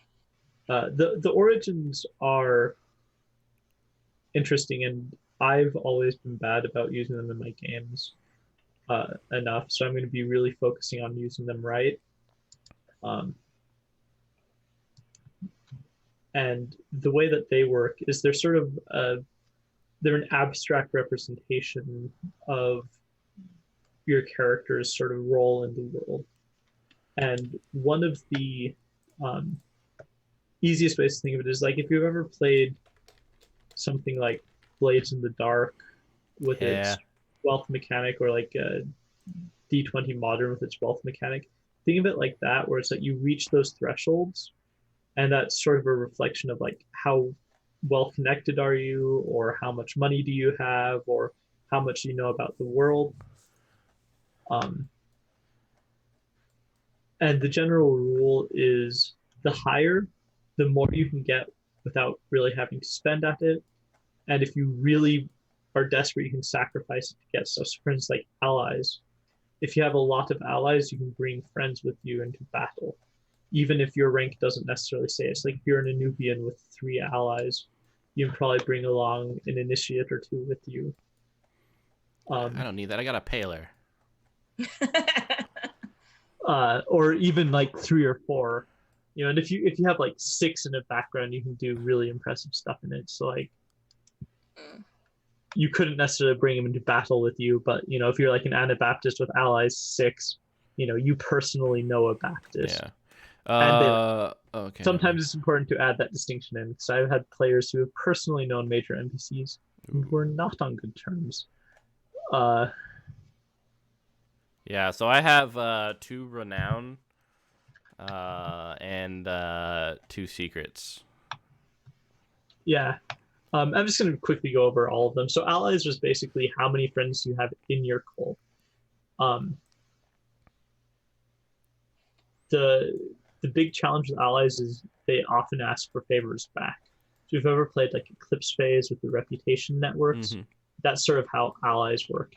You can ask for a favor. If you don't do a favor back, you're not going to do so well in the long run. Authority is your like ability to order people. It doesn't necessarily mean that you can command people, but it means like, hey, when we're all together, I'm the boss. Renown is basically how well known you are. It does theoretically go outside of a cult as well. That's not necessarily immediately clear from the distinction. However, it's a double-edged sword in that case where, let's say that you're an Anabaptist with renown 6. Well, if you were fighting in the Adriatic against the Mohammedans in the massive war that they had a while back, that probably doesn't make you friends with the Mohammedans, but it might get you something with the Spitalians or the Chroniclers, because they're often sort of a friendly faction to the Anabaptists. Resources is money. Not only does it affect how much starting money you get, but also when you're trying to acquire something from your cult, you can use resources to acquire it. This includes things that are not issued by standard for your rank. So for instance, let's say you're a Scourger with rank 3 resources. You could get like the body armor that they have without having to pay for it. Or like you could get an assault rifle without having to pay for it if you had rank 3 in resources, because it's a resources 2 thing. No, that's not yours to keep. You're borrowing it. But you can still like ask for it and take it. And sometimes you can't find it everywhere. Like it does depend on where you are picking it up from. Secrets is basically how much you know, both on your bigger background within your cult, and also sometimes in sort of like meta plot lore. As an Anubian with secrets, you're going to make me pull my hair out trying to figure out what I should and shouldn't tell you from the meta plot. But it also is sort of, what do you know about like your faction's history as well. So secrets can also get you like access to places and like hidden supply centers that no one else knows about. Obviously, however, like secrets are sort of a use it and lose it thing. If you reveal what you know, it's no longer a secret, and some of the value of it is lost. Yeah. And then network is sort of like for allies, but it's outside your cult. So it's sort of a mixture of all the other backgrounds combined, but for everyone but your buddies. Um, so for instance, apocalyptics often are examples where you'll have people with a lot of network, and they use it to determine like who have I blackmailed, who have I made friends with, who's my drinking buddy, who have I sold burn to, despite the fact that it's hilariously illegal.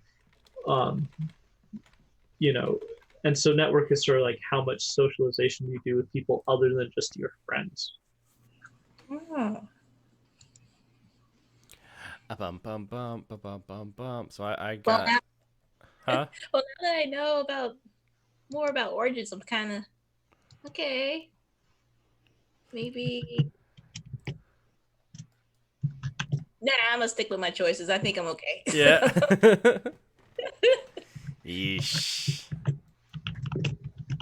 only got 4, so I am totally fine with having more allies and network stuff than anything else. Yeah. Well, and tailors in particular, for them, networking is really crucial because that gives them all the ins with people outside their bunker. Um, All right, now I'll figure out how much money I get. I know it's dismal. I've got 1 in potentials too. So what does that represent? so Exactly. potentials are abilities that are unique to each cult, though there are a few common ones that anyone can take.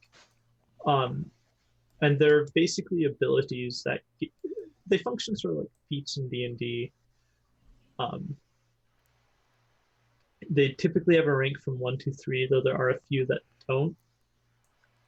And it gives you um, special abilities, basically, that sometimes it's very simple stuff. Like there's one that just gives you armor, um, which is really handy. Um, the scrappers have one that does it without a penalty. There's also a common potential that does that, but it gives a penalty to charisma seduction. I got Which, one that lets me see into the future for brief periods of time, once a month, so I get like a additional die. oh, why are you doing this to me? Uh-oh. It only No, lets me at that my. that is a very Hispanian. Yeah, it right now at the potential level 1, I can only see like a couple of seconds, so it only helps me in like combat for defense and attack. Yeah. But one day I will Um, be able to see further.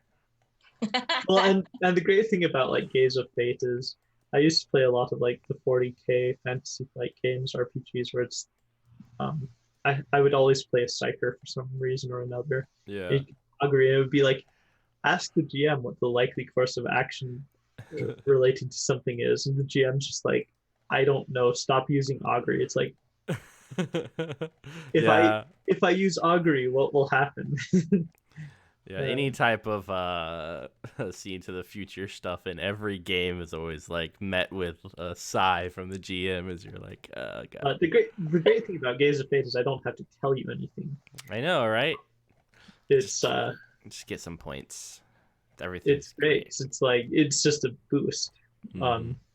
So thank you, Marco, or whoever designed For that, that design, that was for brilliant. choosing not to make me have to come up with anything ahead of I'm having a hard time figuring out what page time. the money you're starting dinar is. It's the finishing touches thing in Catharsis. It's on page 95. If Uh, you're in the PDF like I am, it's 98 by 98. PDF reasoning because woo. Um, Also, the newbies get 100 dinars per resources plus rank. Huh. That's pretty good. Yeah. Man. Though I have no resources, so.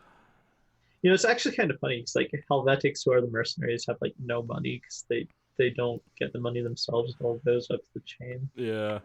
Um,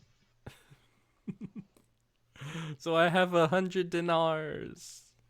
I assume because it's time. Okay, rank Okay, rank 1. No, wait.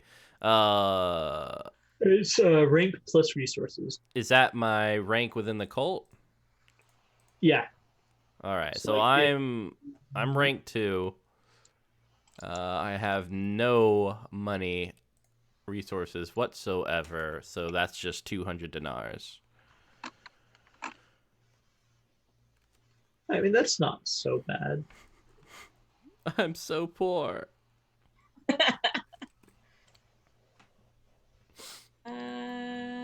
Should Indeed. really look before I just start laughing about other people. Yeah, I know, right? You're gonna laugh at me. Where are you at, Paler?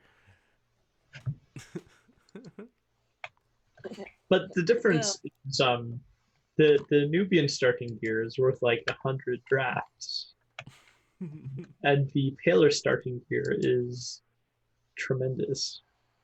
Oh, how much do they get?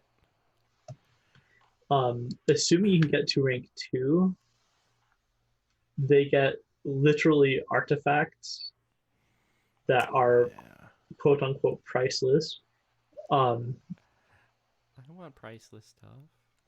they get so like if you get to rank 2 as a reviver, they literally give you just an extra 200 drafts. Oh, jeez.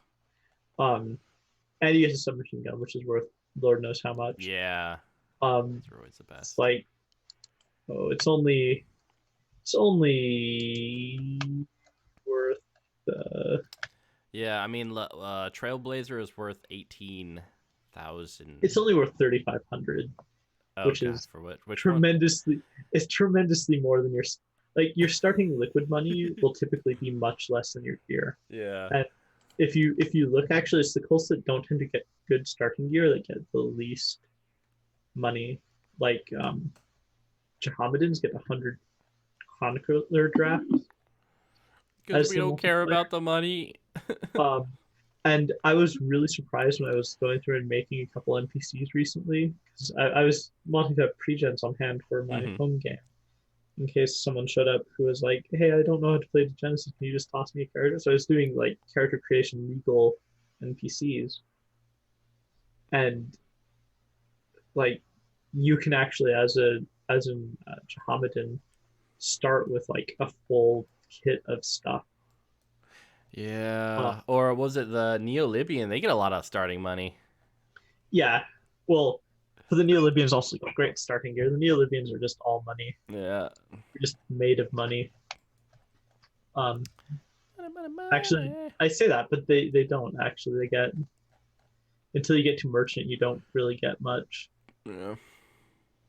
and you can't technically start as a merchant because it requires 4 points of backgrounds or 5 points in backgrounds.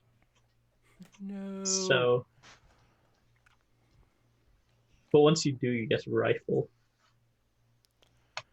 which is a little hardcore. It's the best. Except I think the standard Neo-Libyan rifle is a hunting rifle. I think it's Mm-hmm. just like a fancy hunting rifle and it does like 6 damage, and it's like most melee fighters are gonna out damage you. Um,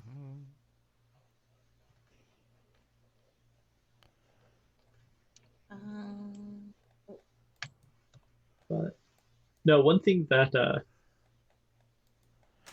I found interesting recently when I was going through and whipping up some characters is archery is insanely powerful compared to what you assume in terms of just raw damage output. Yeah. Like a bow has 6 plus force over 3, Jeez. and the way you calculate damage when you're using forces always rounds up. So if you have 4 force, your bow is doing 8 damage, and there are a lot of things that don't like taking 8 damage in Degenesis. No one likes 8 damage. No, you can shrug off 8 damage if you have no, you're right. Actually, no. If you have Amsumo casing, so if you hunt down a Terminator and kill it and wear its skin like a serial killer, you can. It sounds You like too. me. Yeah. Yeah. You too can be Actually, that will weird. block 10 damage. Um, unless someone hits you with a blunt weapon, and then you just do like double damage. Mm. Oh. Um, Mm-mm. or no, sorry, it does damage straight to trauma, which is you do not want to take damage straight to trauma. Like plate armor is a death wish. No, thank you. Like just wear plate armor and fight a judge and tell me how that goes. No, thanks.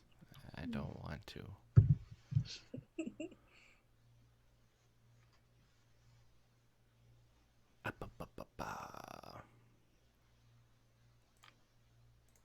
Trying to figure out if I want any weapons.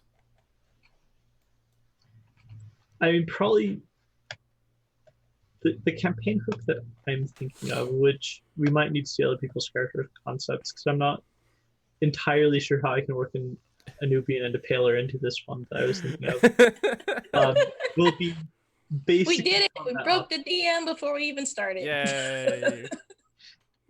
I've played Degenesis for like several years now. Yeah. I'm pretty good at figuring it out. I just need to figure out the original hook I was thinking of might not work. Okay, so I'm sharing it in our group thingy. But the campaign will. That's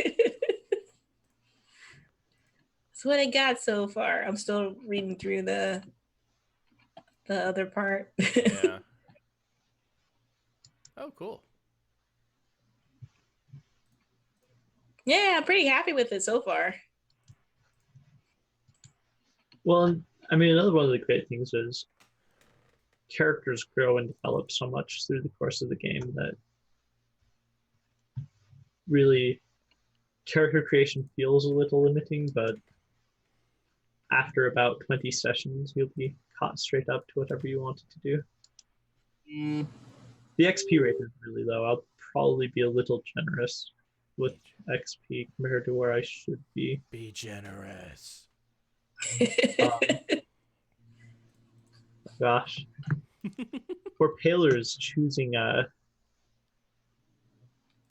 potentials is always rough because they have so many good ones. All right, that's. I'm good.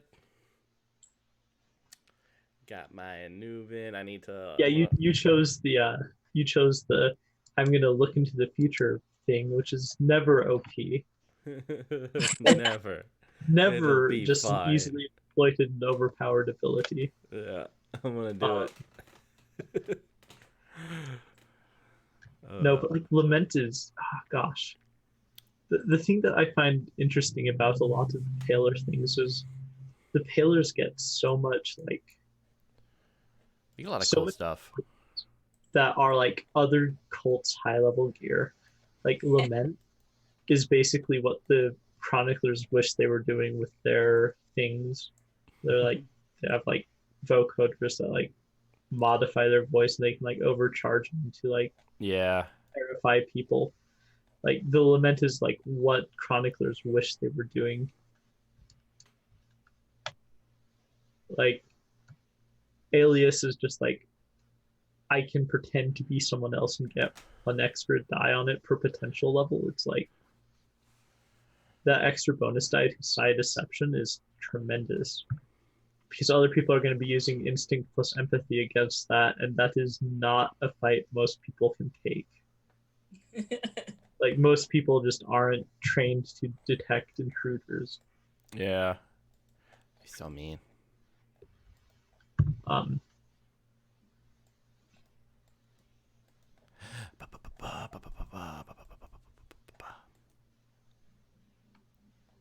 Also, like some of the expansion potentials for Palers, like one of them is if you're in a confined space, you don't take a penalty, but you add potential level times 2 to passive defense.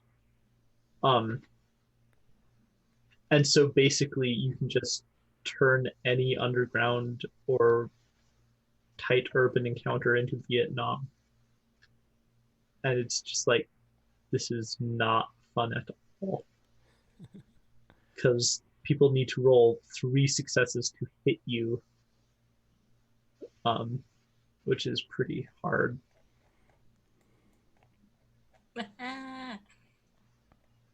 Uh,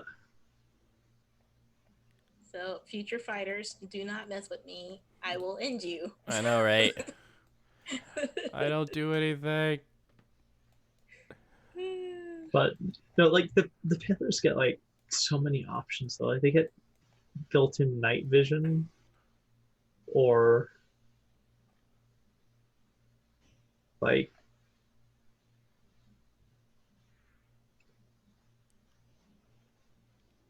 Nightmare is terrifying as well. Like you can't actively defend against an attack.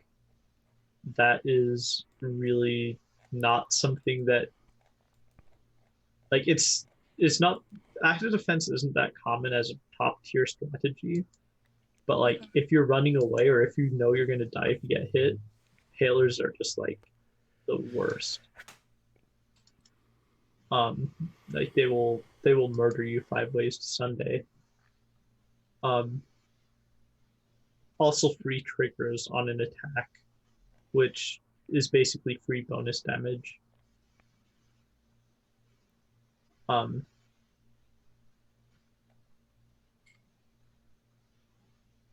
Gosh, I forget how powerful Palers get. Oh yeah. Ha, so I'm more OP than your OP. I'm making a paler. This. Well, no, well, one of the things that I like about the rank system of Degenesis, though, is like you can have like 3 people from the same faction in a game, Yeah. and they don't feel the same. Like I've had Anabaptists from the different paths in the same game, and they feel so different. It's like two entire like they're actually further apart than any of the other party members. Like they're the night and day polar opposites. It's like You're just gonna make me go back to the group and convince everyone to be palers. hey, I've been trying to convince people to do an Al Muhammadian campaign for the longest time. Oh, now I see. Okay. Well, of course, the Mohammedans have projectiles. Okay. I think I spent my points kind of wisely. I might go back and change like 1 or 2, but for the most part, I'm happy with how it turned out. Yeah, me too. Yeah. And again, worst case scenario, not the end. Were you able to get one of the higher ranks for the origins? For so your like cult. in the rule book under ranks, it has like various things you can hit. Yeah, 89 for you. Oh, I haven't looked at that yet. And don't feel too bad if you're not getting a rank, because it's not the end of the world if you don't. I'm just ranked 2. Cool. You have network 3, right? Huh? You have network 3, right? Me? No, Jasmine. Yes, I've got 2 in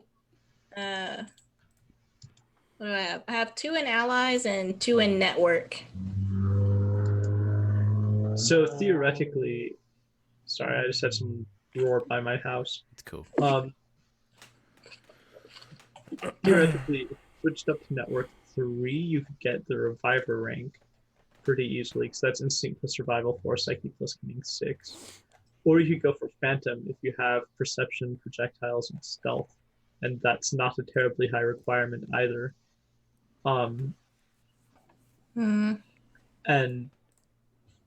those both give just terrifyingly good starting equipment. You're gonna protect me, okay? You got the money. I mean, it's not like we're starting with any weapons as an Anubian or anything. I think so. Well, maybe not. No. No, the thing that I love about the Anubians is it stresses, like, in Degenesis, your character does not have to do combat. Like, it's not considered to be a mandatory thing. Yeah. But in order to get an actual weapon as a Mohammedan, you need to be rank 3. Ooh. And you can actually hit that during character creation. Okay. But it's very hard to do. Um,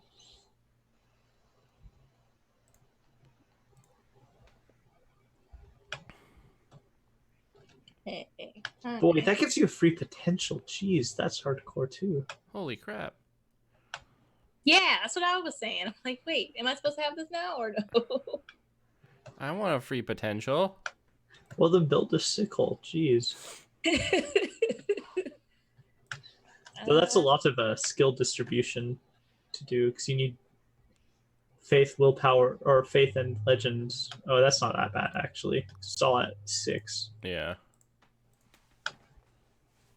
Jeez, that is.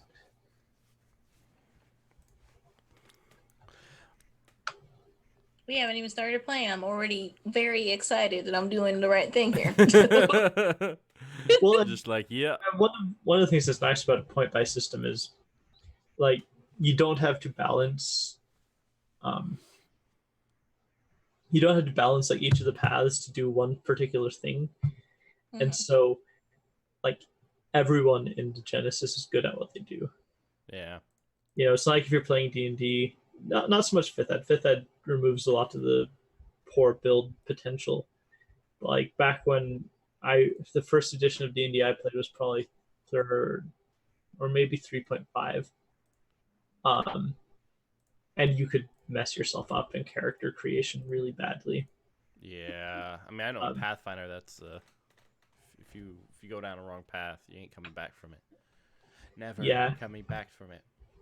Well, and I mean, part of the problem also is, like, Degenesis is a game where so much of it is storytelling based. Yeah. Like, it feels very mechanical when you're making characters and stuff. But really, like, if you look at the difficulty for everything, like, a difficulty 6 is like the most challenging thing in a campaign, in like an average scenario most of the time. And like typically I say, like, I can't remember the last time that I had anything about difficulty 4. Yeah. And so for each point in a skill and attribute, you get 1 die, and each die has a 50% chance of success. So, you know, if you have 8, you've got a 50-50 shot at a difficulty 4 test. And you've got like a 25% chance at a difficulty 6 test. And 8's pretty capable, but it's not impossible to achieve. And so, like, even though you're definitely not like the biggest fish coming out of character creation, you're still pretty competent. And that's something that you don't get with every game. Yeah, and definitely check out the potentials on the website because there's more of them for There's so many. Yeah. There's more on the website. Yeah. Yeah. So you feel free to be good with this. Yeah, I'm so just clicking around on the book right now. Yeah. So boy. though if you like ambushes, Nightmare is incredibly powerful because it gives you bonus dice just to stealth in general, and then it gives you an active ability, which is pretty powerful as far as potentials go. And it's one that, like, the rule for Degenesis is you never want a fair fight. And so if you plan on using violence, Nightmare is exactly what you want. Okay. Especially because the way it works, like, it's basically a sneak attack ability in D&D. Because you can make a stealth check against their perception test. That's not something that you do, like, just at the start of combat. You can do that every turn. Now, I believe it's an action. I need to check how people have ruled that in the past because it's not immediately clear. But I believe as an action you do that. And so it uses up an attack, but, like, you can do it before combat because it's not immediately obvious that you're attacking them. So you do it in, like, the action before combat, and then combat starts. you get into turn order with actions and stuff, and you've got your target can't defend actively, and you're doing at least one bonus damage. And you're rolling an extra die. Oh, okay. And one thing to note, so one of the things about Degenesis as well with the dice, if you ever roll more than 12, you just get a free success for each extra die you would roll. So I don't know that will come up that often. It only typically comes up with ego. Yeah. I had a player last night who was very upset because an NPC was rolling 10 dice, and it's like, NPCs can have ego too, guys. They can do stuff. Like, that's his base is 7. That's not scary. I mean, it is scary, but you started this fight, so I don't feel bad for you.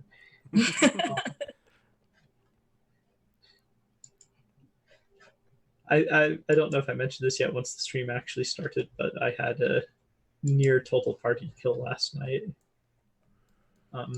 Because our Scourger decided to open up on a mini boss for the campaign, basically.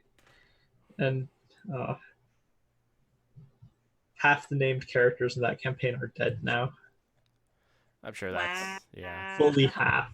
In one 18-second combat round. Or I guess it was 3 combat rounds, but it's like in 18 seconds we went from having like a dozen named characters who are alive to 6 named characters who are alive. Thank you. I'm sure they'll be fine. Yeah. Did they have characters in case of this? It actually solved a plot hole for me, but it was also like, oh, Degenesis is so lethal and the NPCs aren't getting out of it either. Everyone's gonna die. Yeah. Oh man. But I have pretty low PC mortality though, so don't expect total party kills unless I screw up. We're just all gonna make new characters. Yeah, just in case. Okay. Yeah, just have 5 character sheets ready. It's the Tomb of Horrors. But generally combat's the main thing that kills characters. Sometimes you'll have like traps, or you'll be like going through a cave and it starts to flood and you need to get out and the rolls just aren't happening. But that's kind of a cheap way to kill players. Yeah. I mean, I'll do it. I'm not that proud, but okay, I think I figured out my rank. I start off as a Spectre.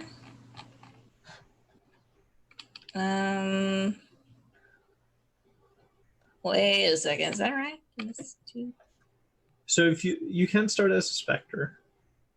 I don't think I meet the requirements though. For what? Spectre. Oh, yeah. So it's like rank 1 is typically free. Yeah, rank 1 is free. Then after that, the only faction I can think of where rank 1 is difficult to determine is Jehammedan.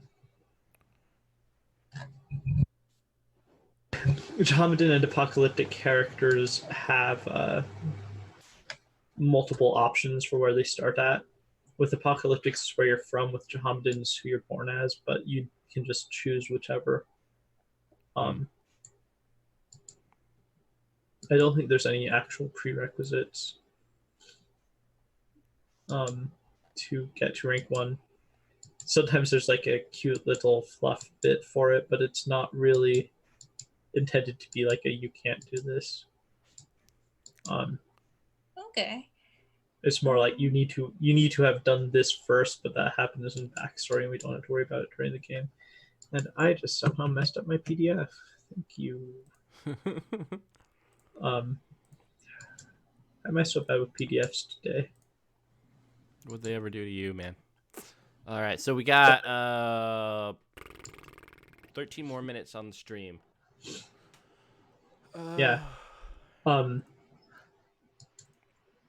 Make sure, by the way, with the character creator that you click save at the very end, Yeah. I've had issues with it in the past. Yeah, me It's a too. great tool for making characters, but I typically transfer them into a form fillable PDF Yeah, when I'm done instead of just in leaving case. them on the site. Um, so I guess big thing would be any questions. So for ranks, it's always skill and attribute requirements to hit them, plus maybe background.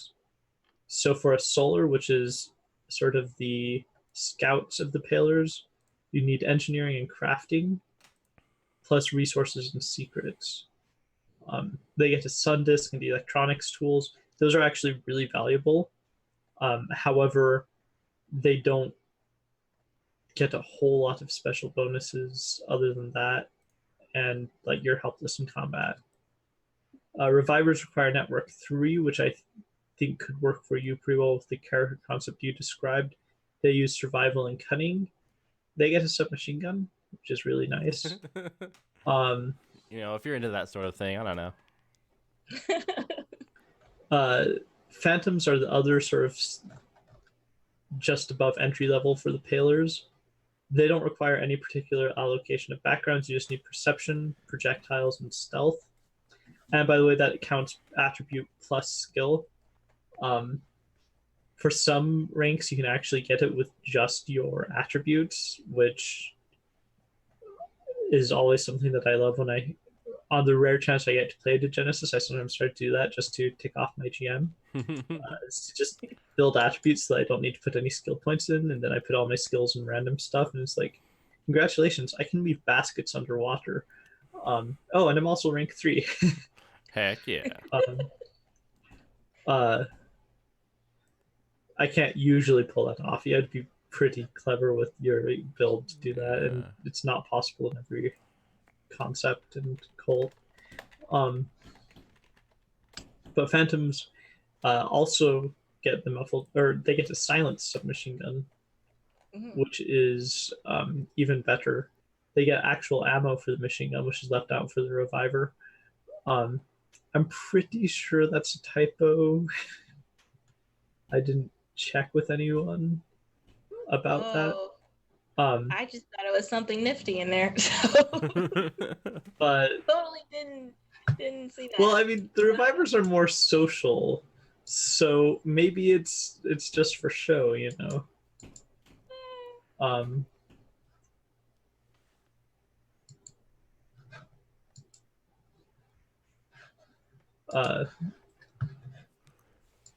But of course, you also don't necessarily need to go for a rank if you don't want to.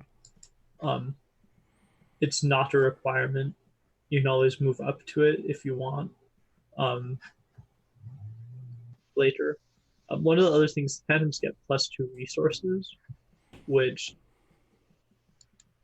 the Palers don't.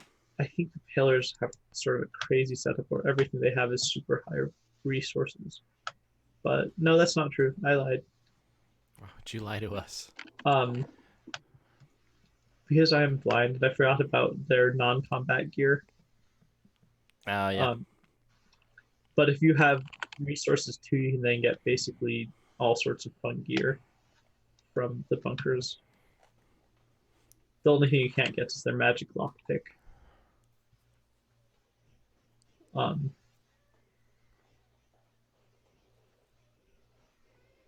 Or their solar panel. Or some of their sun discs.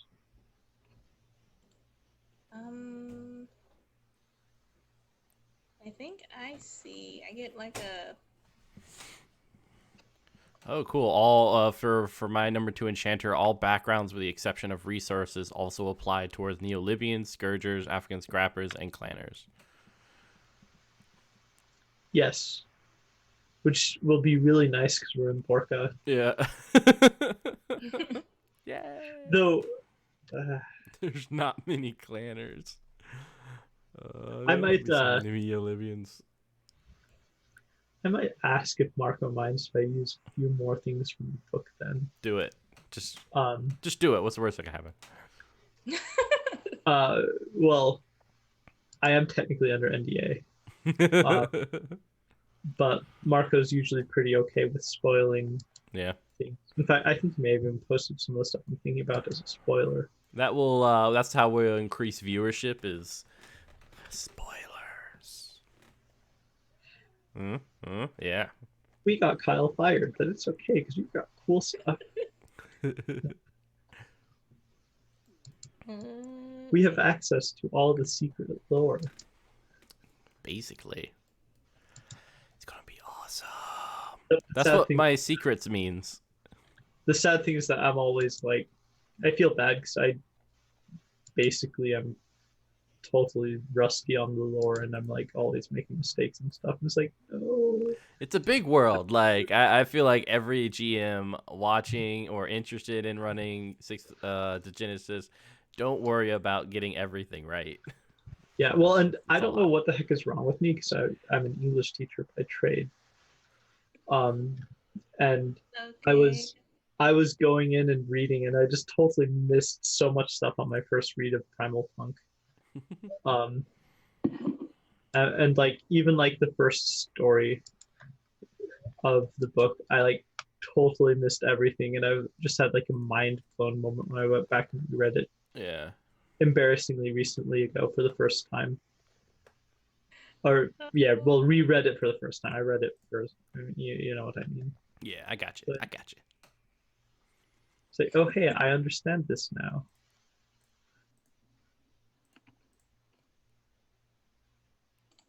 Um,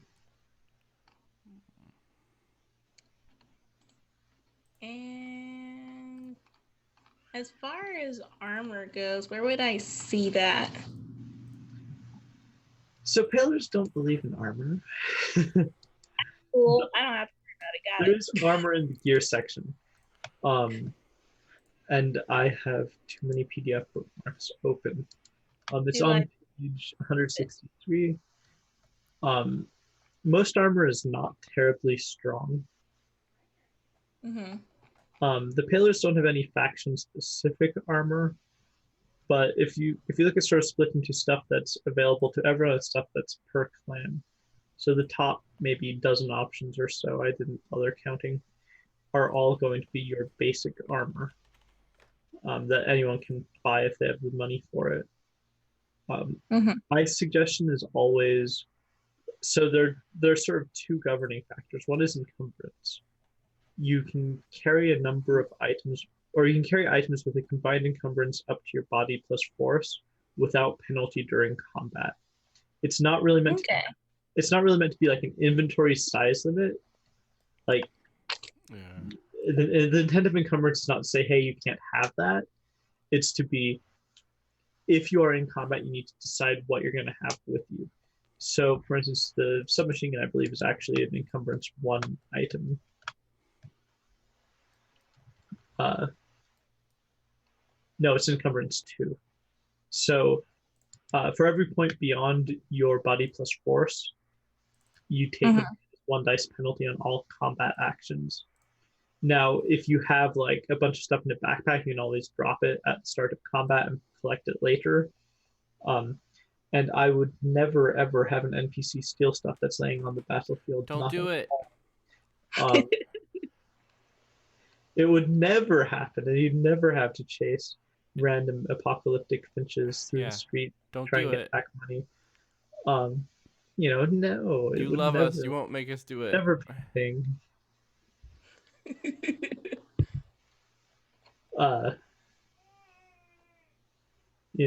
totally, totally not going to happen. Um, but outside of combat, I forget what exactly the rule for encumbrance is. I Yeah. know, I know in artifacts we're going into like a bunch of different case studies for like, and in this case, blah blah blah, and in this case, blah blah blah.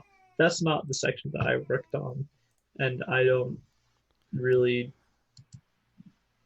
know it quite so well, and I don't usually get into depth on encumbrance. Generally, my rule is you can carry at least like 5 or 6 encumbrance total, regardless of your body plus force. It's just you won't necessarily like having it in combat. Yeah. And there are actually items that you can use to make it more feasible in the survival equipment section. So I never said the page for armor, did I? It's on page 163. In the survival equipment section, which is page 164 through, I don't remember when it ends. One of the things they have is like a section on like transportation. It's like if you have a backpack, you can just carry it around and then just set everything down super easily. Yeah. And so if you needed to go beyond like a reasonable amount of stuff, you'd use specialized gear to do that. The scrappers get a carrying rig, so they can carry more than their body plus force, because they get really short shrift on their none of them have body force. They're just totally lame. So lame. Those lame guys. I always feel bad for the scrappers because they don't get any love. Like they don't have any, like they're sort of the exploited underclass of the setting. Like even a lot of the small clans get by better than the scrappers, which is not fun for them.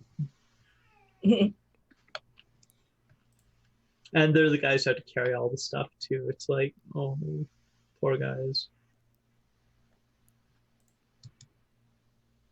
And the crazy thing is, the scrappers aren't even usually that good at using the loot they get, because they go out into the ruins and they scavenge for stuff, but they don't have any technical skills by default. There's a path that does it in their cult, but it's not like the standard. So it's like, man, you guys just get so much suffering. Like I think the apocalyptics, the finches, they get the prerequisite ability to suffer as like a joke. Yeah.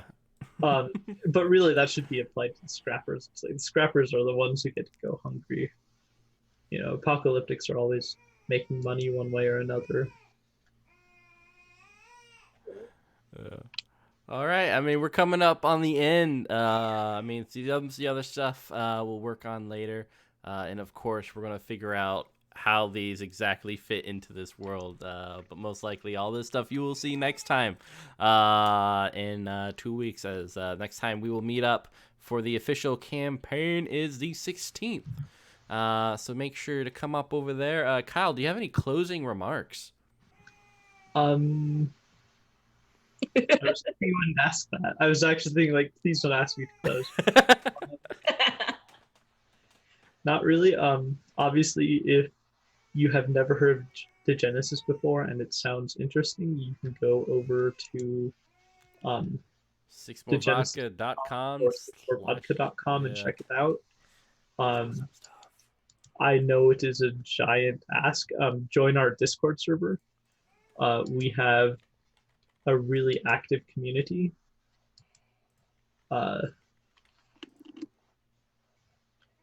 If you are interested in getting started, they have a bunch of stuff. There's actually a community-made starter guide. I don't remember where it's linked to here, but it is here somewhere. There's a community-made GM screen. There's multiple big community homebrew things. There's Atlas, which was a product of the French community. There is Artifacts, which started as homebrew by me and then is now being turned into an official book. More stuff. All the Degenesis. Though I all the Discord. I will point out All the Discord. For the people who are potentially joining, the new Artifacts is like entirely independent from the old Artifacts. I'm actually thinking I might sort of rebrand and relaunch Yes. Do it. the old homebrew Artifacts under a new name, so I don't have to be like old Artifacts, new Artifacts. Yeah. But if you do check out the old Artifacts, it's pretty much entirely my campaign homebrew and seasoned to taste, so be forewarned. So it's not even stuff I would still run with nowadays because my tastes have changed over the Yeah, it happens. All but right. it is sometimes very beautiful. Awesome stuff. Jasmine, do you have any closing remarks for us? I love all the artwork. I have a lot of reading to do before. Yeah. Don't feel like you have to read it all. Just my suggestion always is read your cult, read your region. And if you know a region for the campaign, maybe read 2 regions. Yeah. So like you do like Africa and Gorka. It's gonna be awesome. So excited. Yeah. All right, guys. Well, thank you everyone for joining us tonight here on Labor Day. Joining us as we chill out and create our characters. Hope for those who are interested, it was at least insightful to see how easy the character creation was. We mostly did it with our hands tied behind our back, so super easy stuff. And that it kind of gave you a taste of the world. But once again, check us out in 2 weeks, the 16th. We were going to dive head first, and no one will die. So, Probably not in the first session. Probably not. I try to reserve the TPK. 80% chance.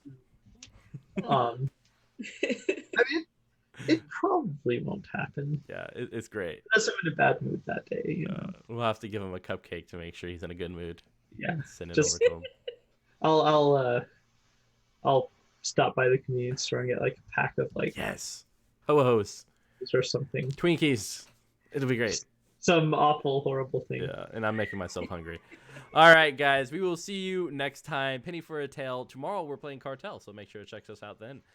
Hasta la vista.